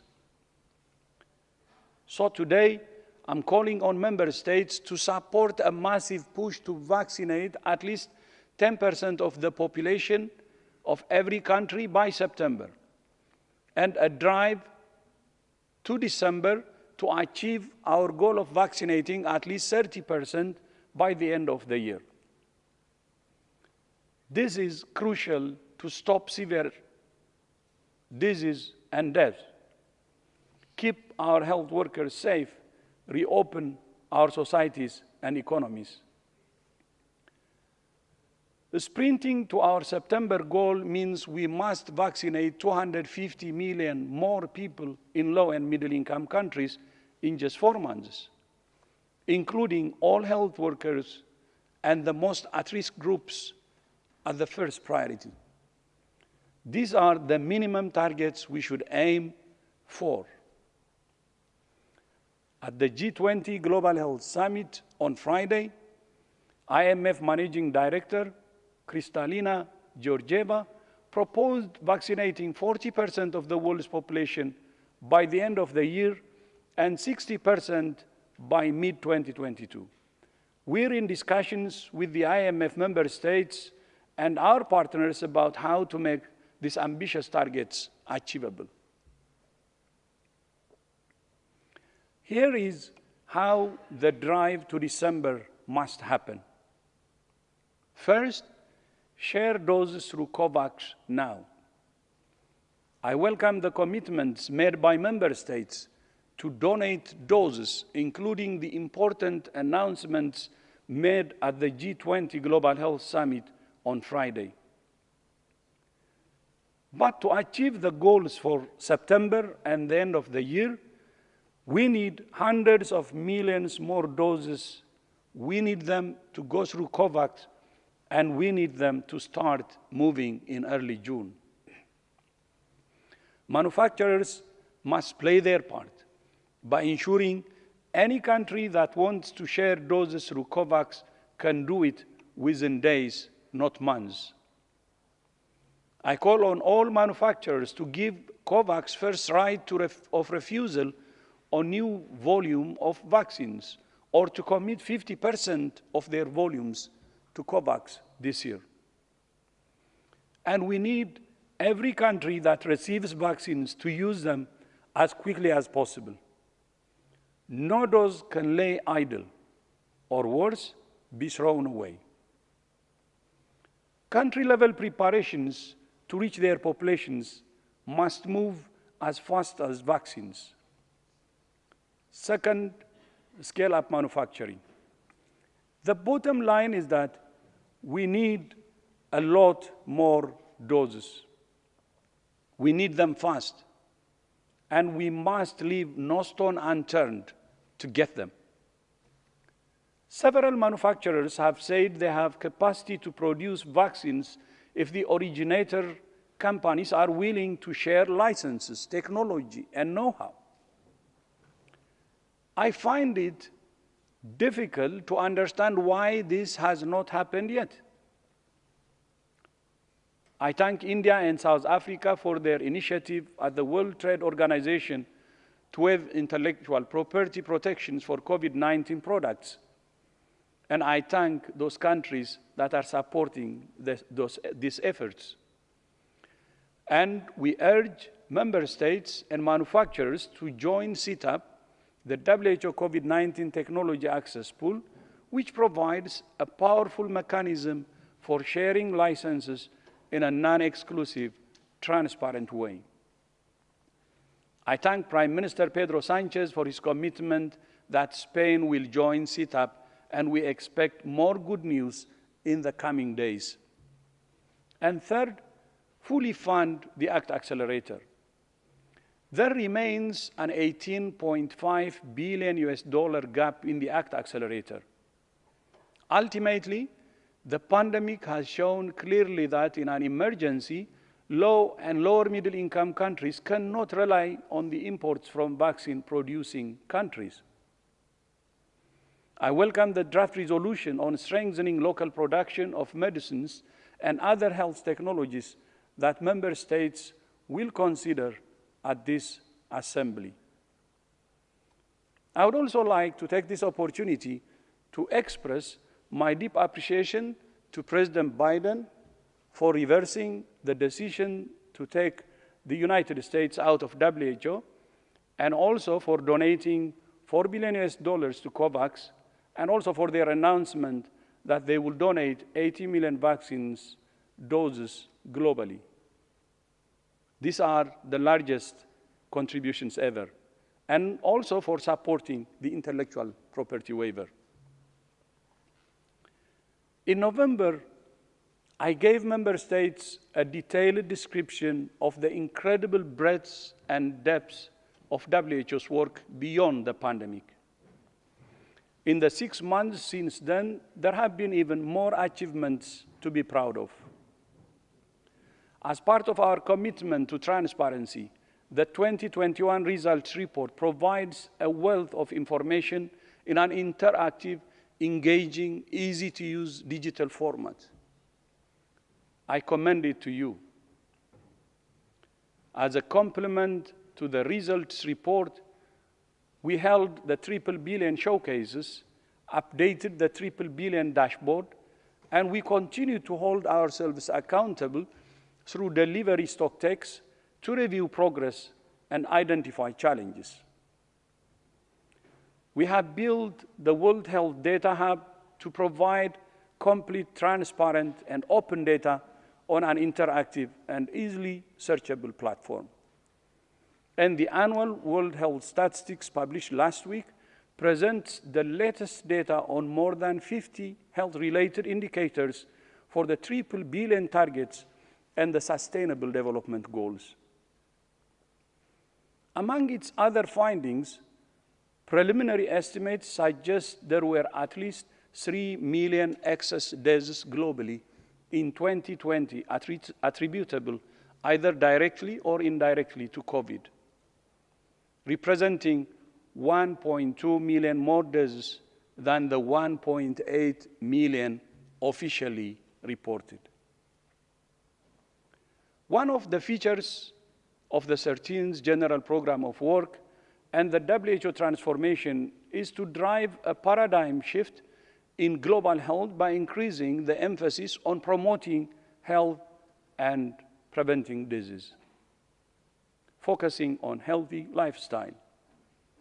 On current trends, we estimate that about 900 million more people could be enjoying better health and well-being by 2023, taking us very close to our target of 1 billion.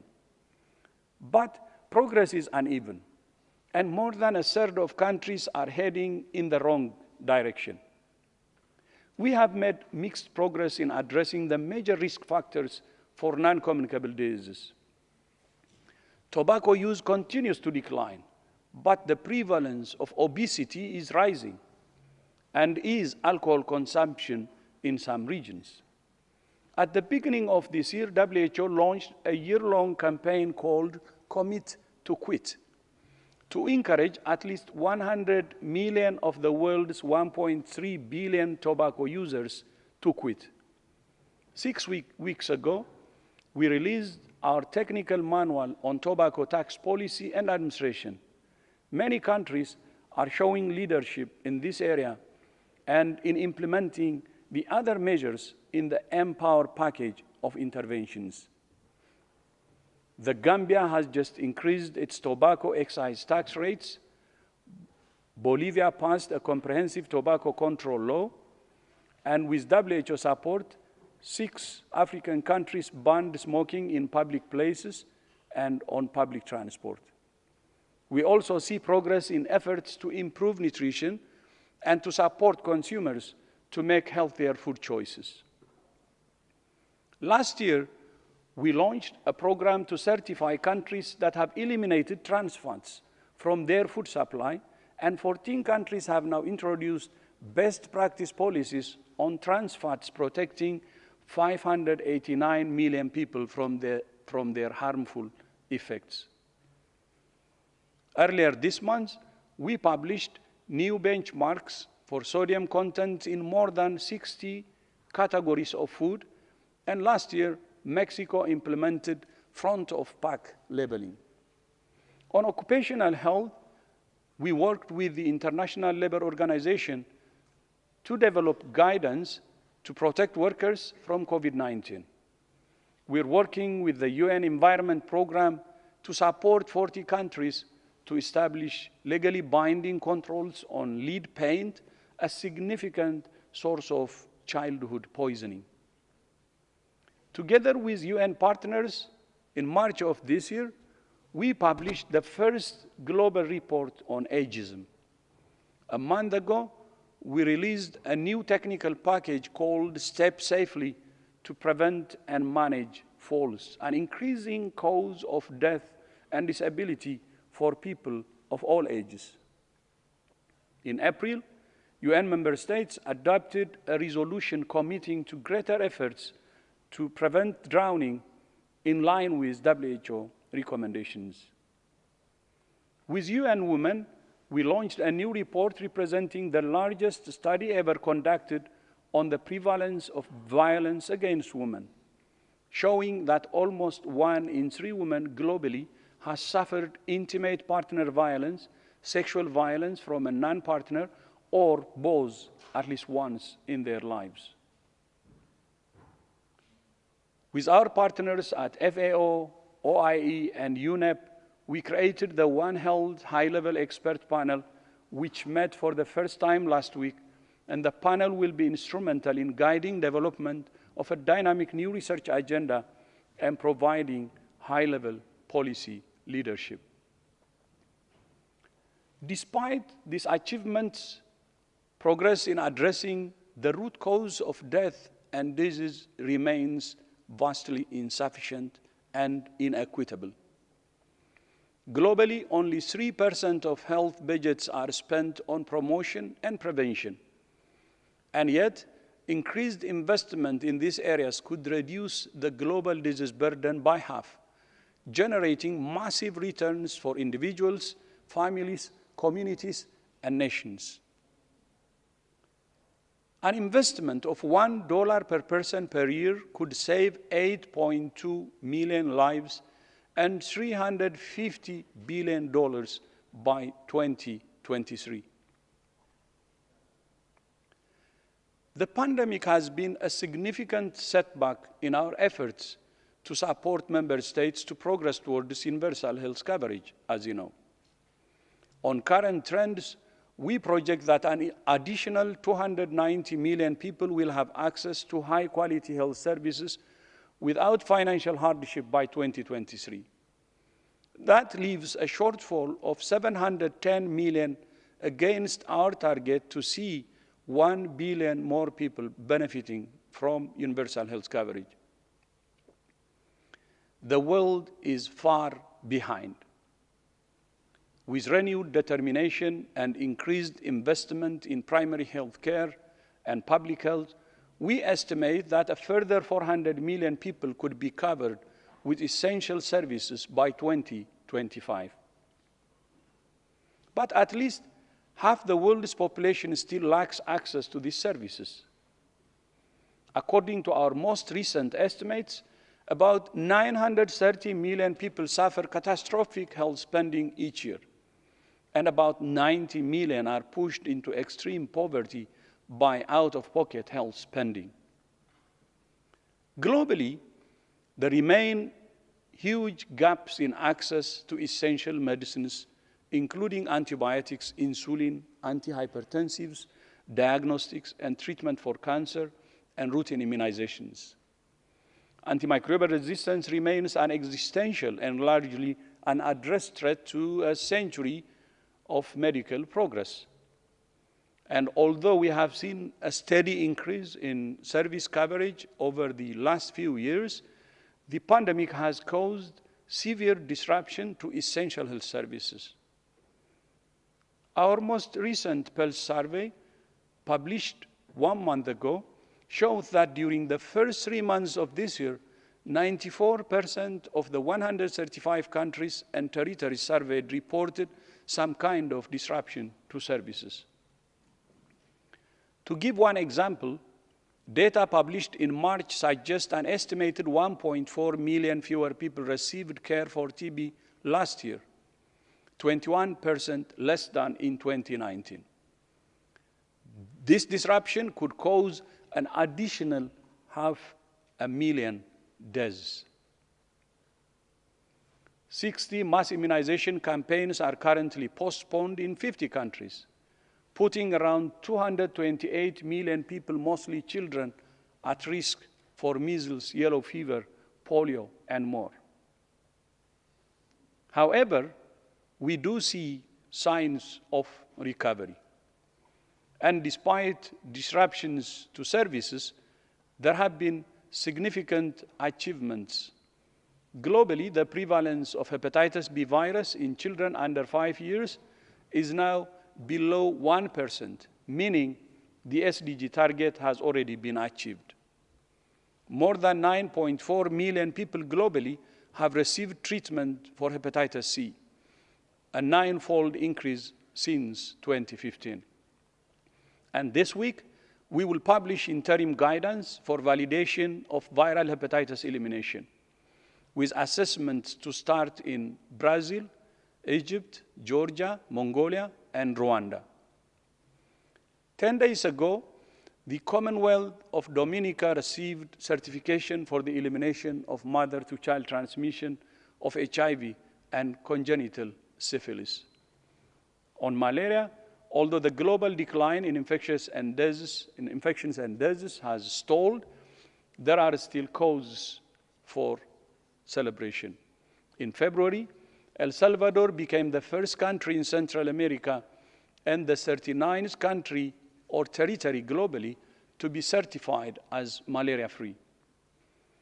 More than 670,000 children have now received the first dose of RTS malaria vaccine in Ghana, Kenya, and Malawi as part of a pilot program coordinated by WHO, with financial support from Gavi, UNITAID, and the Global Fund.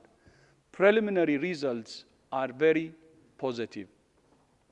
On tuberculosis, more than 20 million people received access to TB services over the past 2 years, almost 5 million more than the previous 2 years. 109 countries started using new effective TB drugs, while 89 countries reported using better and faster treatments for multi-drug resistant TB in line with updated WHO treatment guidelines. On neglected tropical diseases, we have a new roadmap that sets global targets and milestones to prevent, control, eliminate, and eradicate 20 neglected tropical diseases and disease groups.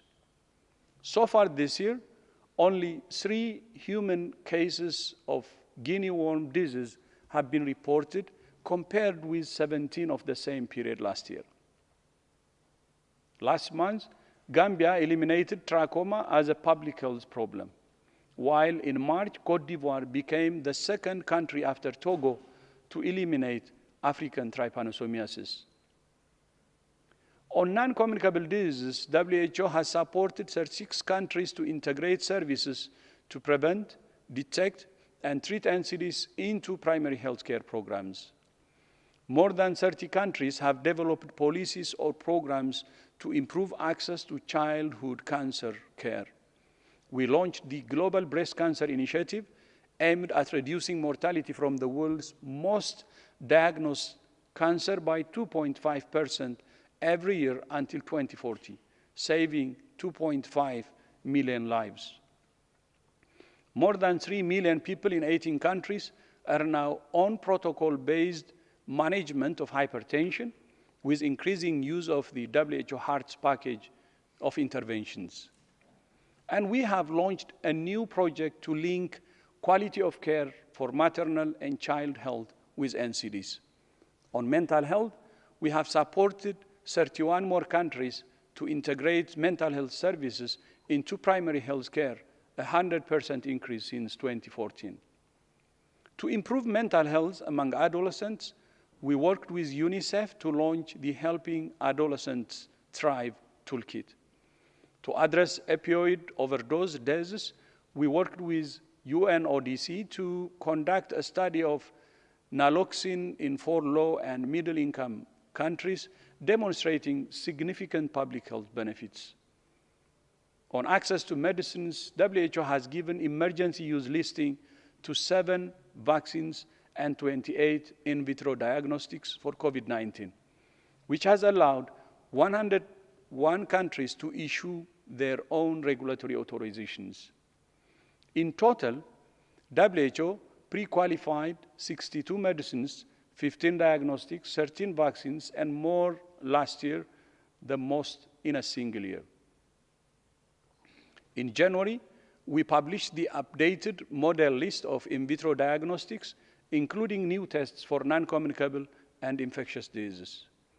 We published new pricing policy guidelines to increase the affordability of medicines, and we supported small island developing states to sign a pooled procurement agreement for health products to improve the prices at which they can buy medicines, vaccines, and other products. Through the WHO Listed Authorities Initiative, Ghana achieved maturity level 3 last year, meaning it has a stable and well-functioning regulatory system. In future, it will be able to become a reference agency for issuing marketing authorizations in Africa and beyond. WHO is also supporting the Africa Union to establish the Africa Medicines Agency to increase regulatory oversight and access to safe, efficacious, and affordable medical products across the continent. On antimicrobial resistance, just last month, WHO published the latest overview of the pipeline for antibacterials to monitor progress in research and development of these life-saving treatments. The number of countries reporting data to the Global Antimicrobial Resistance and Use Surveillance System has tripled to 70 in 3 years, and the number of surveillance sites globally has increased from 729 to 73,000. And we published the One Health Global Leaders Group on Antimicrobial Resistance, led by Prime Minister Hasina of Bangladesh and Prime Minister Motley of Barbados. And finally, we estimate that by 2023, about 920 million people could be better protected from health emergencies. Again, taking us very close to reaching our target of 1 billion. Of course, that doesn't mean 920 million people protected from all health emergencies. The past year has exposed gaps in national and global preparedness that must be addressed. Even while WHO has focused on responding to this pandemic, we continue to work with countries to prepare for a possible influenza pandemic. Finally, today also marks the 10th anniversary of the Pandemic Influenza Preparedness Framework, pioneered a new approach to sharing biological materials and to equity of access to vaccines and other critical pandemic response products. More broadly, we continue to assess preparedness and response capacities of member states with 113 joint external evaluations, 156 simulation exercises, and 126 intra-action or after-action reviews. More than 70 countries have developed national action plans for health security to address critical gaps, but many remain unfunded. And of course, COVID-19 is far from the only emergency to which WHO has responded in the past year. Every month, WHO processes over 9 million pieces of information, screens 43,000 signals, leading to 4,500 events reviewed and an average of 30 events verified. Our surveillance systems go far beyond disease outbreak events in human populations to encompass information with potential risk implications at the human-animal interface, signals related to climate change, industrial hazards, and conflicts. In 2020 alone, we responded to over 120 emergencies, including a total of 60 graded crises. More than 1.8 billion people currently live in fragile, conflict, and vulnerable settings where protracted crises are compounded by weak national capacity to deliver basic health services. As the health cluster lead in the United Nations humanitarian response, WHO leads efforts to deliver the public health response to COVID-19 through the Global Humanitarian Response Plan, providing coordination and operational support in 30 countries in partnership with 900 national and international partners. These populations are also the ones that are most at risk to outbreaks of cholera, meningitis, yellow fever, and other high-threat infectious hazards. Health and care workers are particularly vulnerable where there is instability. More than 2,400 incidents in 17 countries and territories have been recorded by the surveillance system for attacks on healthcare since it started in December 2017. Over 600 healthcare workers and patients have died, and nearly 2,000 have been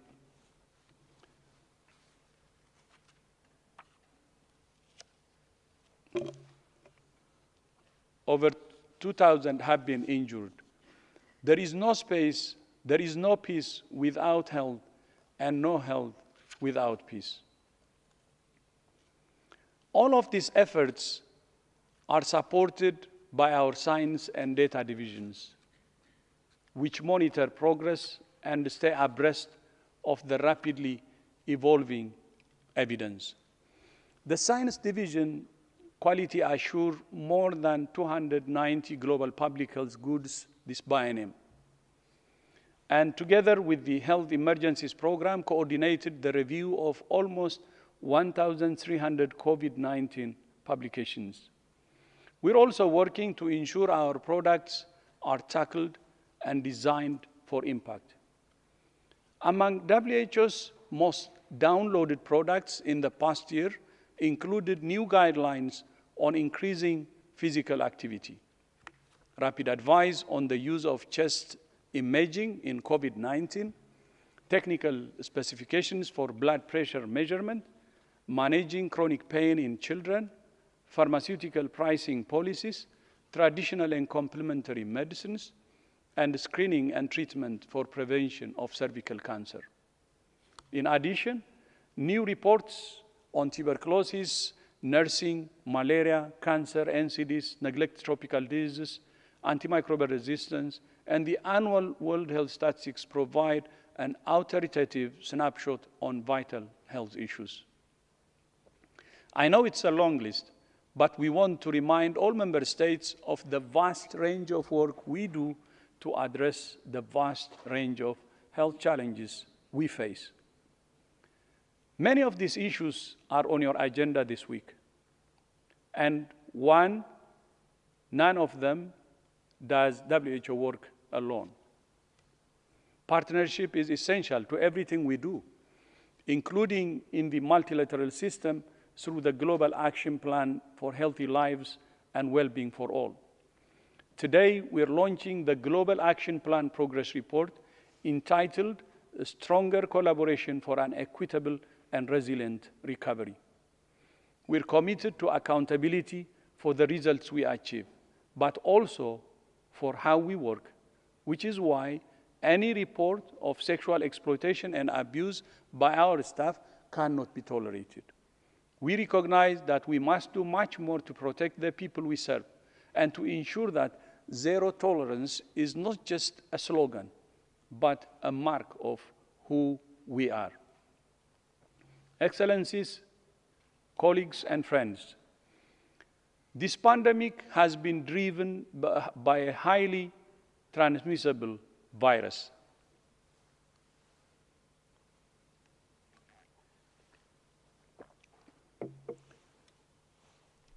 But it has been turbocharged by division, inequity, and the historical neglect of investments in preparedness. So, as we recover and rebuild, we must do more than stop viruses. We must address the vulnerabilities that allow outbreaks to become epidemics and epidemics to become pandemics. We can come up with new institutions and new mechanisms, but that may only paper over the cracks. Whatever changes we make must be something more fundamental.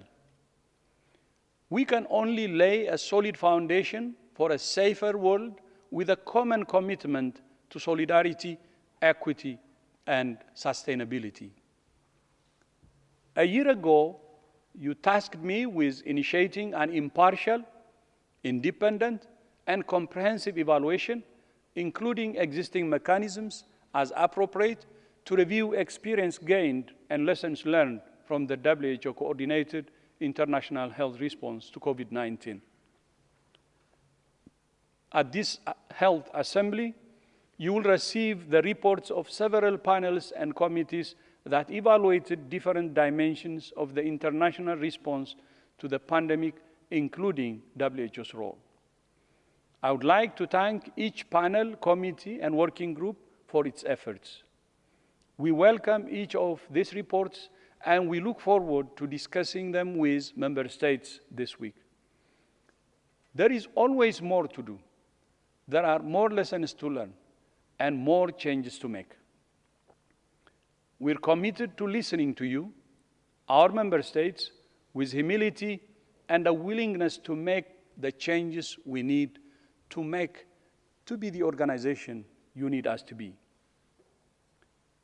Many of you have recognized that a significant increase in more predictable and sustainable financing is needed to enable WHO to fulfill your expectations. But beyond how this organization is funded, the world needs a fundamental rethink by what we mean by global health security. We cannot build a safer world from the top down. We must build from the ground up.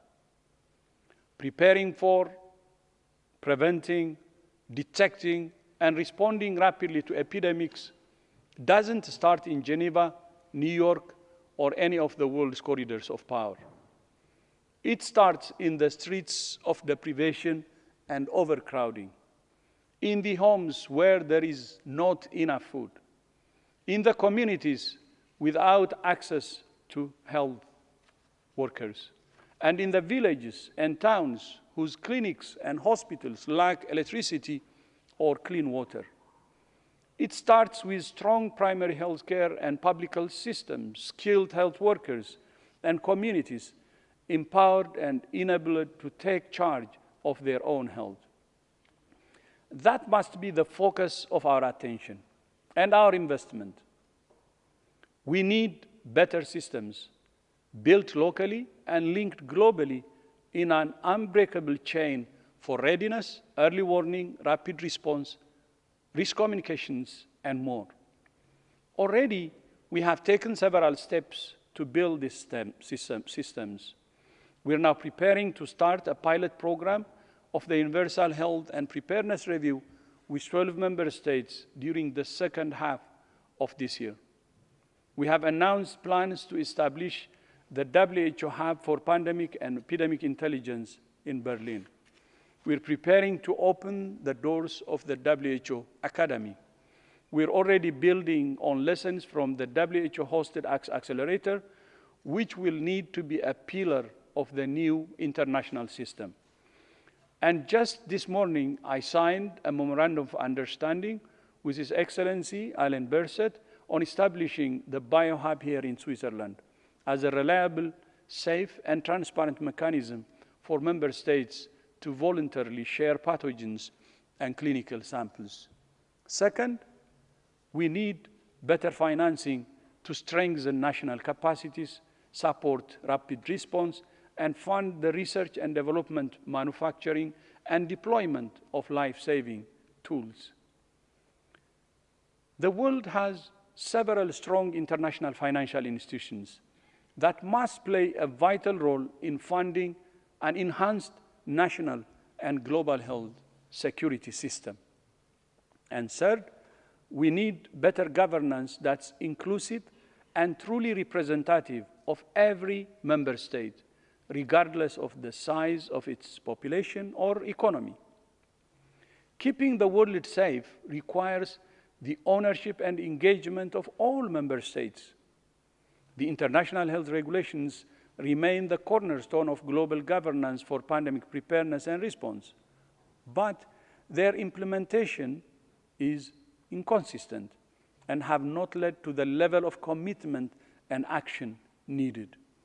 We all know that one of the greatest drivers of this pandemic has been the lack of international solidarity and sharing data, sharing information, sharing pathogens, sharing resources, sharing technology. We can only address that fundamental weakness with a binding commitment between nations to provide a solid foundation for enhanced cooperation, a treaty on pandemic preparedness and response that can address the challenges that I have outlined. An international agreement that represents all nations and people, that addresses our shared risks and vulnerabilities, that leverages our shared humanity, solidarity, and diversity, and that reflects what future generations need, not what these generations want. Excellencies, we have come to a fork in the road. If we go on the same old way, we will get the same old result. A world that's unprepared, unsafe, and unfair. Make no mistake, this will not be the last time the world faces the threat of pandemic. It's an evolutionary certainty that there will be another virus with the potential to be more transmittable and more deadly than this one. This is not the time for incremental improvements or tinkering at the edges. This is the moment for bold ideas, bold commitment, and bold leadership for doing things that have never been done before. We have a choice between cooperation, competition, or confrontation. In fact, the only choice we have is between cooperation and insecurity. A safer world is not a zero-sum game. It is the opposite. If anyone is left behind, all are held back. But if the farthest behind is the first to be helped, if the weakest is first to be strengthened, if the most vulnerable is first to be protected, then we all win. 73 years ago, our member states, you, established WHO as the directing and coordinating authority on international health. And with your continued leadership and guidance, that's the role we will continue to play together to promote health, keep the world safe, and serve the vulnerable. Shukran jazilan, sheshe, merci beaucoup, muchas gracias, spasiba balshoi, and thank you very much. Thank you.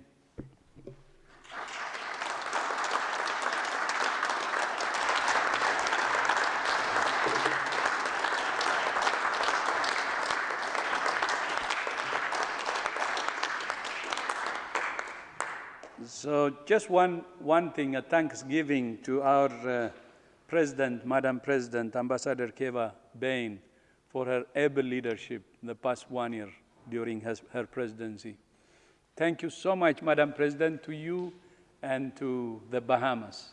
And we had a very good working relationship, and you led us very well, and we're very grateful for that.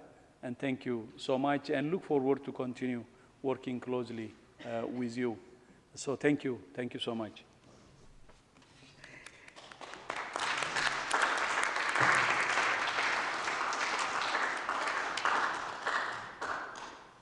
Thank you, Director General Dr. Tedros, and thank you for your kind words. Excellencies, ladies and gentlemen, distinguished guests, I am informed that the Director General would like to recognize the contribution of a few individuals for their exceptional endeavor and commitment to health. I will now turn the floor over again to Dr. Tedros. You have the floor, sir.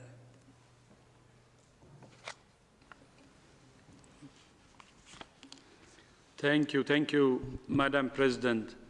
As you all know, the pandemic has brought exceptional challenges to health and care workers in every country.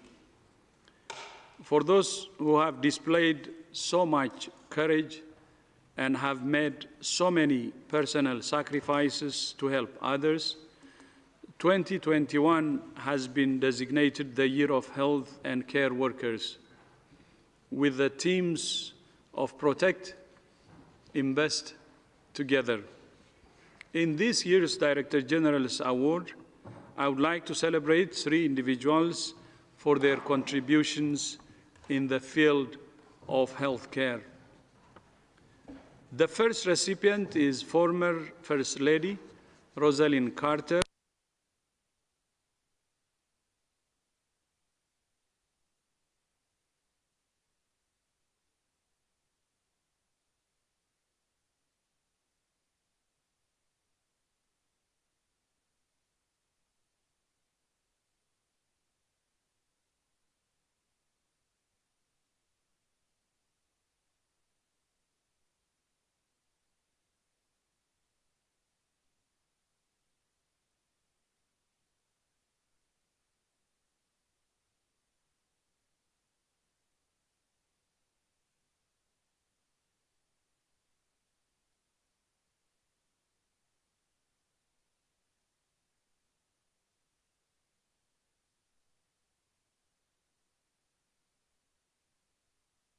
enormously, this recognition of her contribution to advancing global health. I'll note, she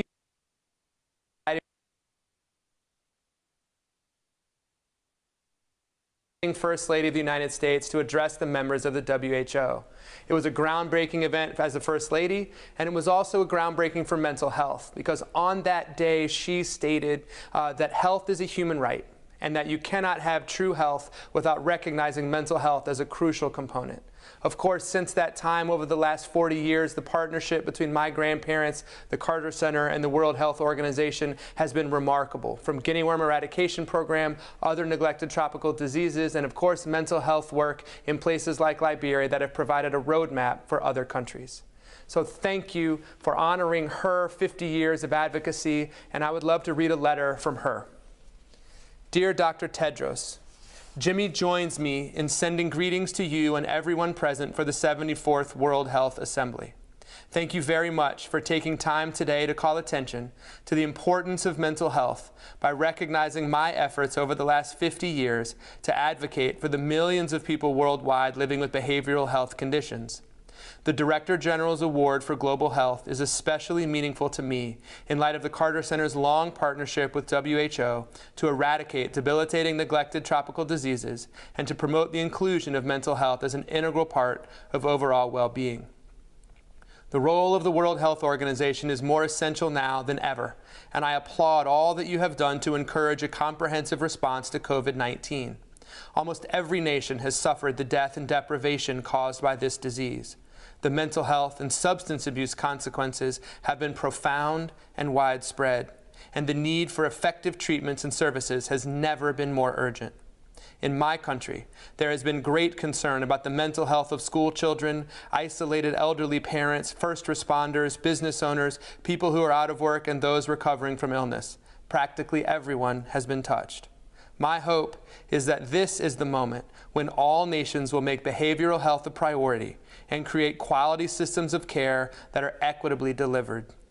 I've been waiting a long time to see this happen. I urge all of you attending to use your influence and talent to ensure that it does. While I regret that I cannot accept in person, I'm deeply grateful for this moving gesture of support and for your outstanding work to make a positive difference in the world. With best wishes, sincerely, Rosalind Carter. And I can assure you that those are heartfelt words. On behalf of my grandmother and our entire family, thank you to the World Health Organization for all that you've done, and particularly for honoring my grandmother's 50 years of service. Thank you.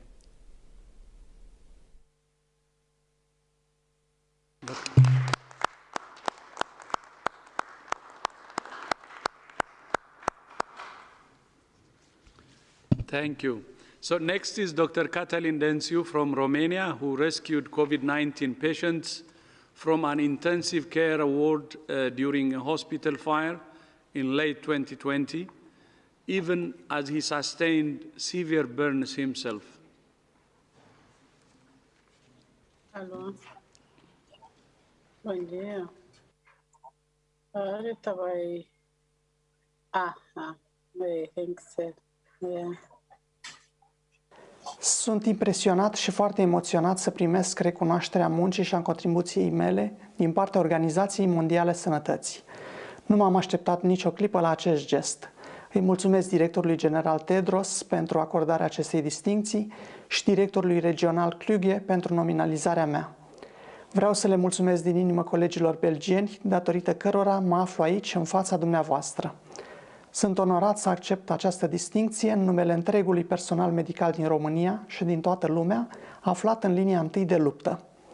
De asemenea, primesc acest premiu în numele tuturor pacienților COVID care au cunoscut suferințele bolii și în numele familiilor noastre care stau alături de noi la bine și la greu.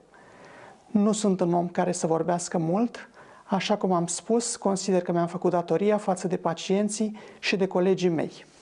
Haina de doctor vine cu responsabilități și așteptări uriașe. Vă îndemn să fiți alături de personalul medical, să-l sprijiniți și să luptați împreună cu el pentru a învinge pandemia. Eroi sunt cei care zi de zi, de mai mult de un an, continuă în ciuda tuturor greutăților să fie alături de pacienți și de familiile lor. Este un premiu al celor rezistenți, al celor care nu cedează și al celor care merg mai departe. și sunt mândru să fiu unul dintre acești oameni. Sănătatea este o victorie împotriva suferinței și a bolii. Împreună vom învinge.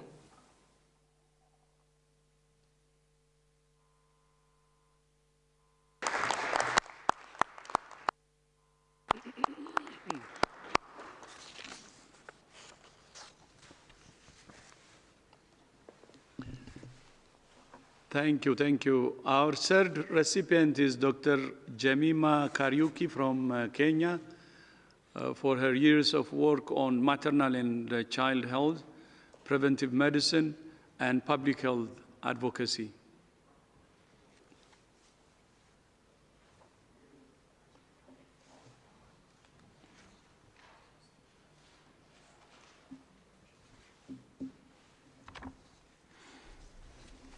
My name is Dr. Jemima Kariuki, a young Kenyan doctor undertaking my postgraduate studies in obstetrics and gynecology at the University of Nairobi in Kenya. Wheels for Life is a project I formed in response to the cries of many women who I noted were dying from preventable causes or coming with pregnancy-related complications at the peak of the pandemic because they lacked the means to reach hospitals, especially during the curfew hours, and forced by the government to try curb the spread of coronavirus infection. Since its inception, we have been able to respond to the calls of over 100,000 pregnant women, with 98% receiving the help they needed successfully. I wish to take this opportunity to thank the World Health Organization and especially Director General Dr. Tedros Adhanom for recognizing this effort. This award, which I receive with excitement and gratitude, confirms that anyone can do it, that we all have a part to play, and that even the young are not left behind in making an impact in the world, starting with our humble ideas. I wish to recognize my partners in this venture, my colleagues who agreed with the idea right from the beginning and volunteered their time and resources to respond to the call from the needy mothers without expecting any reward. Finally, I wish to thank God, my anchor and strength, and the initiator of this idea, and my family, without whom this would not have been possible. Women carry the life force of humanity, and it is beyond painful when we lose mothers to preventable means. I firmly believe that we can bring preventable maternal deaths to zero, and I know this is part of the solution. With nurturing, Wheels for Life can be integrated to healthcare systems to help reduce the death of many women. Thank you.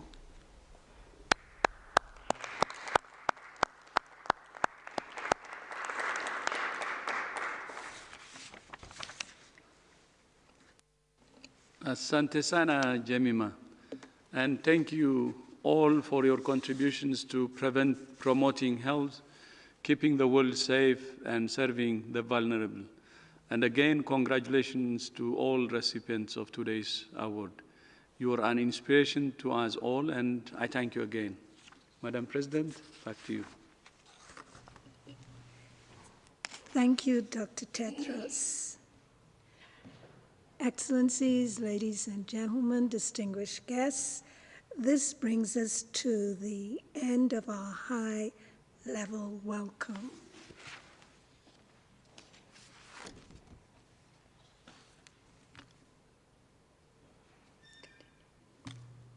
We shall now move to Agenda 1.1, Appointment of the Committee on Credentials. The Assembly is required to appoint a Committee on Credentials in accordance with Rule 24 of the Rules of Procedure of the Assembly. In conformity with this rule,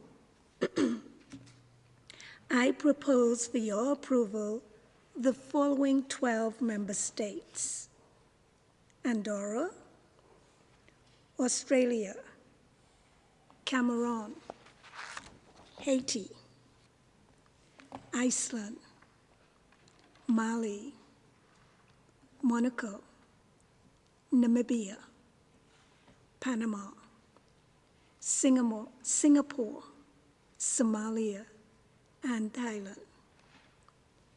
Is this proposal acceptable?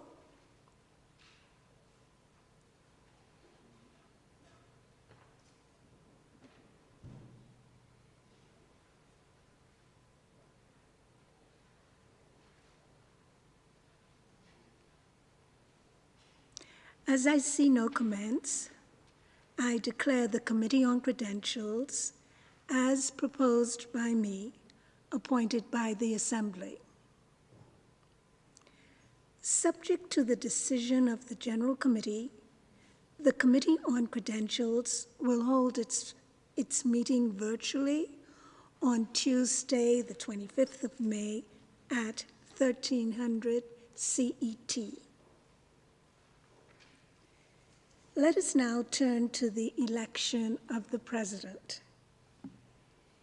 In accordance with Rule 25 of the Rules of Procedure, at each regular session, the Health Assembly shall elect a President and 5 Vice Presidents, who shall hold office until their successors are elected. In advance of the Health Assembly, a white paper has been circulated which contains names of delegates proposed for consideration, following consultations within their respective regions, as well as their respective countries. To consider the nomination for the office of the President of the 74th World Health Assembly, I recall that in accordance with the practice of regional rotation, which the Assembly has followed for many years, the President of the 74th World Health Assembly should be chosen among delegates of members of the Southeast Asia region. I understand that Mrs. Doshin Wangamo, Minister of Health of Bhutan, is proposed for the office of President of the 74th Health Assembly. Is this proposal acceptable?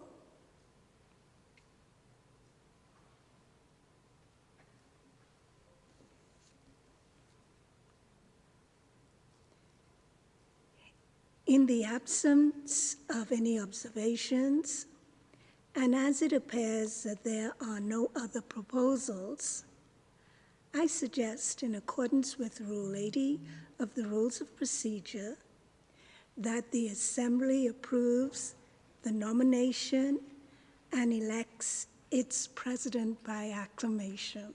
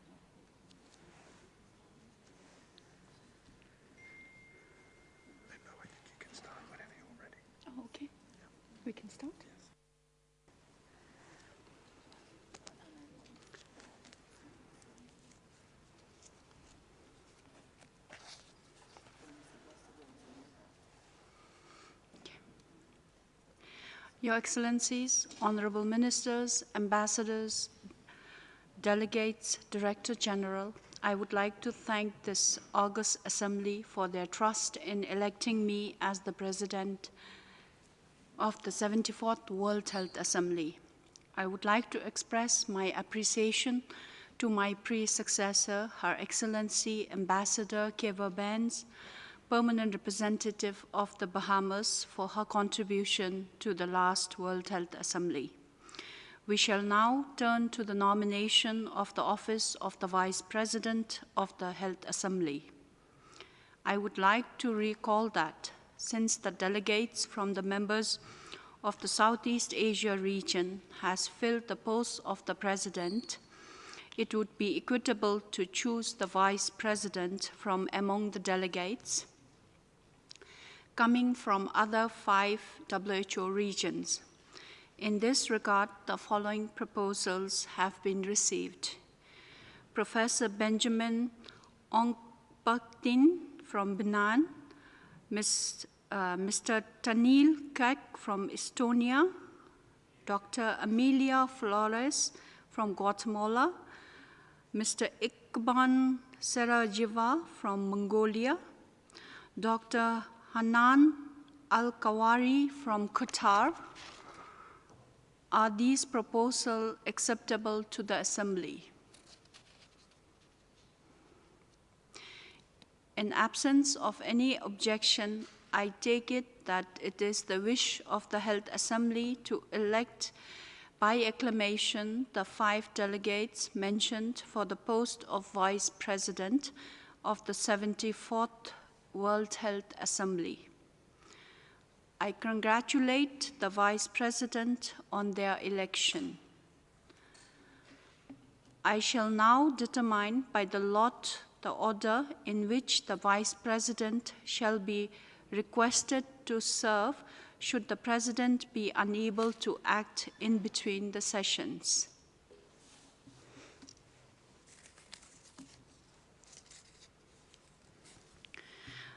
Professor Benjamin Ongpaktin from Benin,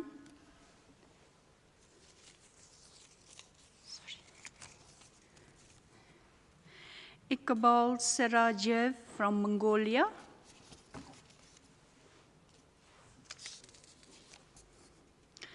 Dr. Hanan Al-Kawari from Qatar,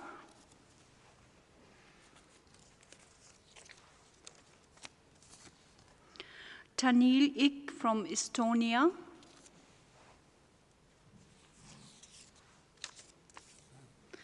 Dr. Amelia Flores from Guatemala. That's it. Perfect.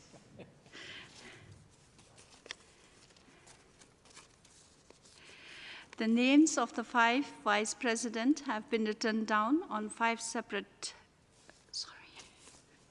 Okay, so that's it. No? The Assembly will now consider the special procedure to regulate and conduct this virtual meeting of the World Health Assembly, which are contained in the Annex 1 of the document A74/45.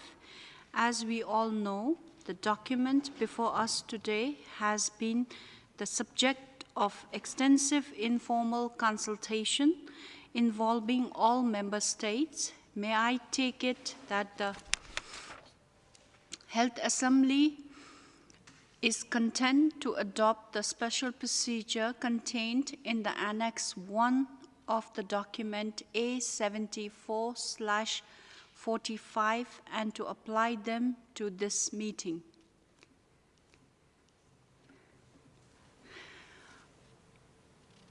I see no objection. It is so decided. Thank you.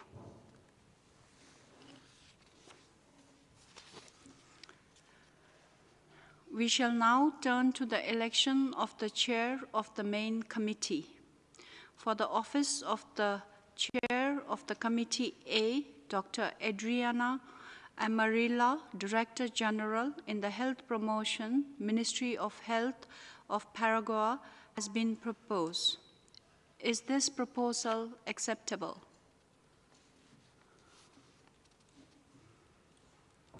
In absence of any objection, I take it that it is the wish of the Health Assembly to elect Dr. Adriana Emerilla of Paraguay as the chair of Committee A.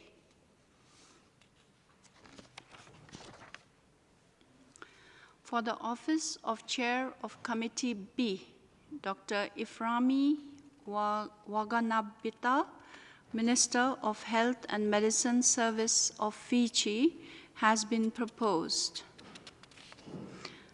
Is this proposal acceptable?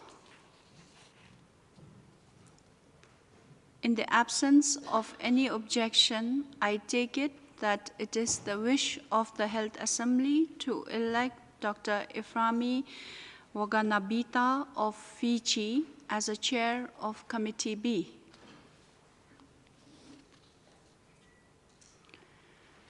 We shall now proceed to the composition of the General Committee in accordance with the Rule 30 of the Rules of Procedure.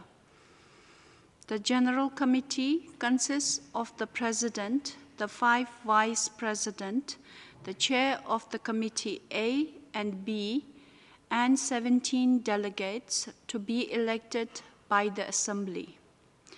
In order to have an equitable geographical distribution of the General Committee, I propose that the Assembly elect the remaining member of the General Committee as follows: 4 member states from the Africa region, 4 member states from the region of the Americas, 2 member states from the Eastern Mediterranean region, 4 member states from the European region, 1 member state from the Southeast Asia region, 2 member states from the Western Pacific regions. The Secretariat has circulated in advance a white paper containing proposal for the nomination of the 17 other members of the General Committee. I shall repeat these proposals: Algeria, Bermuda, Canada, Chile, China, Cuba, Djibouti, France, Oman, Philippines, Portugal, Russian Federation, Sri Lanka, United Kingdom of Great Britain and Northern Ireland, United States of America, Zambia, and Zimbabwe.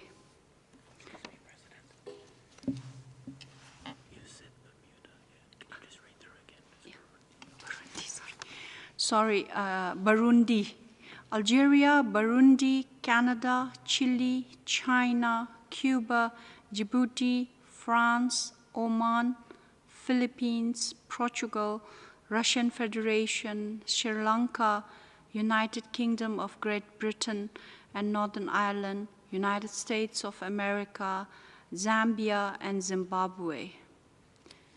Does the Assembly agree with these 17 proposals? I see no objection. I take it, therefore, that it is the wish of the Health Assembly to elect these member states as the member of General Committee. It is so decided.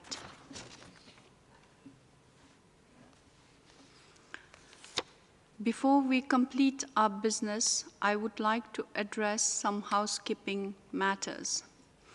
The General Committee will hold its first meeting immediately following the meeting of the members of the committee. Use the link that was sent to them for the General Committee to access the meeting. May I remind you that according to the Rule 30 and 31 of Rules of Procedure, attendance to the General Committee is limited to its member and to not more than 1 member of each delegation to the Health Assembly not represented thereon. The second plenary will resume following the General Committee meeting. I would also like to remind you that the next plenary will reconvene subject to the decision taken in the General Committee with the following program. Presidential Address, Item 1.4, Adoption of the Agenda and Allocation of Item to the Main Committee. Item 2, Report of the Executive Board on its 147 and 148 session and on its special session on COVID response. Item 29.2, Status of Collection of Arrears Distribution, including Member States in error in payment of their contribution to an extent that would justify evoking Article 7 of the Constitution. And Item 3, Address by Dr. Tedros, Director General.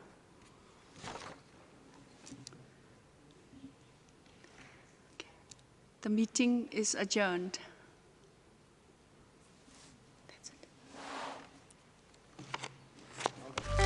The World Health Organization is steadfast in our mission to promote health, keep the world safe, and serve the vulnerable. And committed to our three ambitious goals, the triple billion targets laid out in our 13th General Program of Work. Reaching these targets is vital to meet the Sustainable Development Goals by 2030. They are what guides our work across the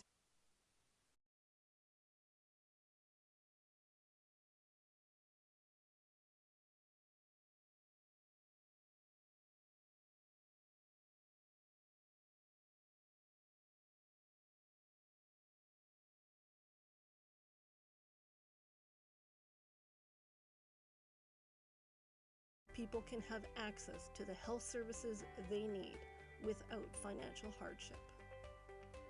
Second, we work so 1 more billion people are better protected from health emergencies.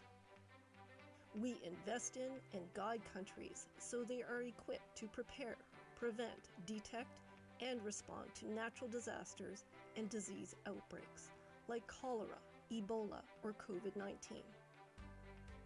When necessary, we step in to coordinate the emergency response. And we are improving measurement practices so threats are identified early and appropriate responses are deployed. Thirdly, we work so 1 billion more people can enjoy better health and well-being. We help countries establish healthy environments and lifestyles in safe, supportive societies to prevent disease and save lives. We work to improve the water we drink, the air we breathe, the food we eat. One way we do this is by helping reduce risks that jeopardize health and well-being. For instance, through better road safety, decreasing tobacco and alcohol use, and more. And we harness the best science and data available. We know how crucial the power of science, data, and innovation are to improve global health and track impact in countries. We produce cutting-edge research for health. We conduct quality assurance for norms and standards. And we leverage digital technologies to improve health outcomes across the 3 billions. The world can only achieve these targets with strong leadership for health across the globe. That is why the world needs a strong, well-funded World Health Organization.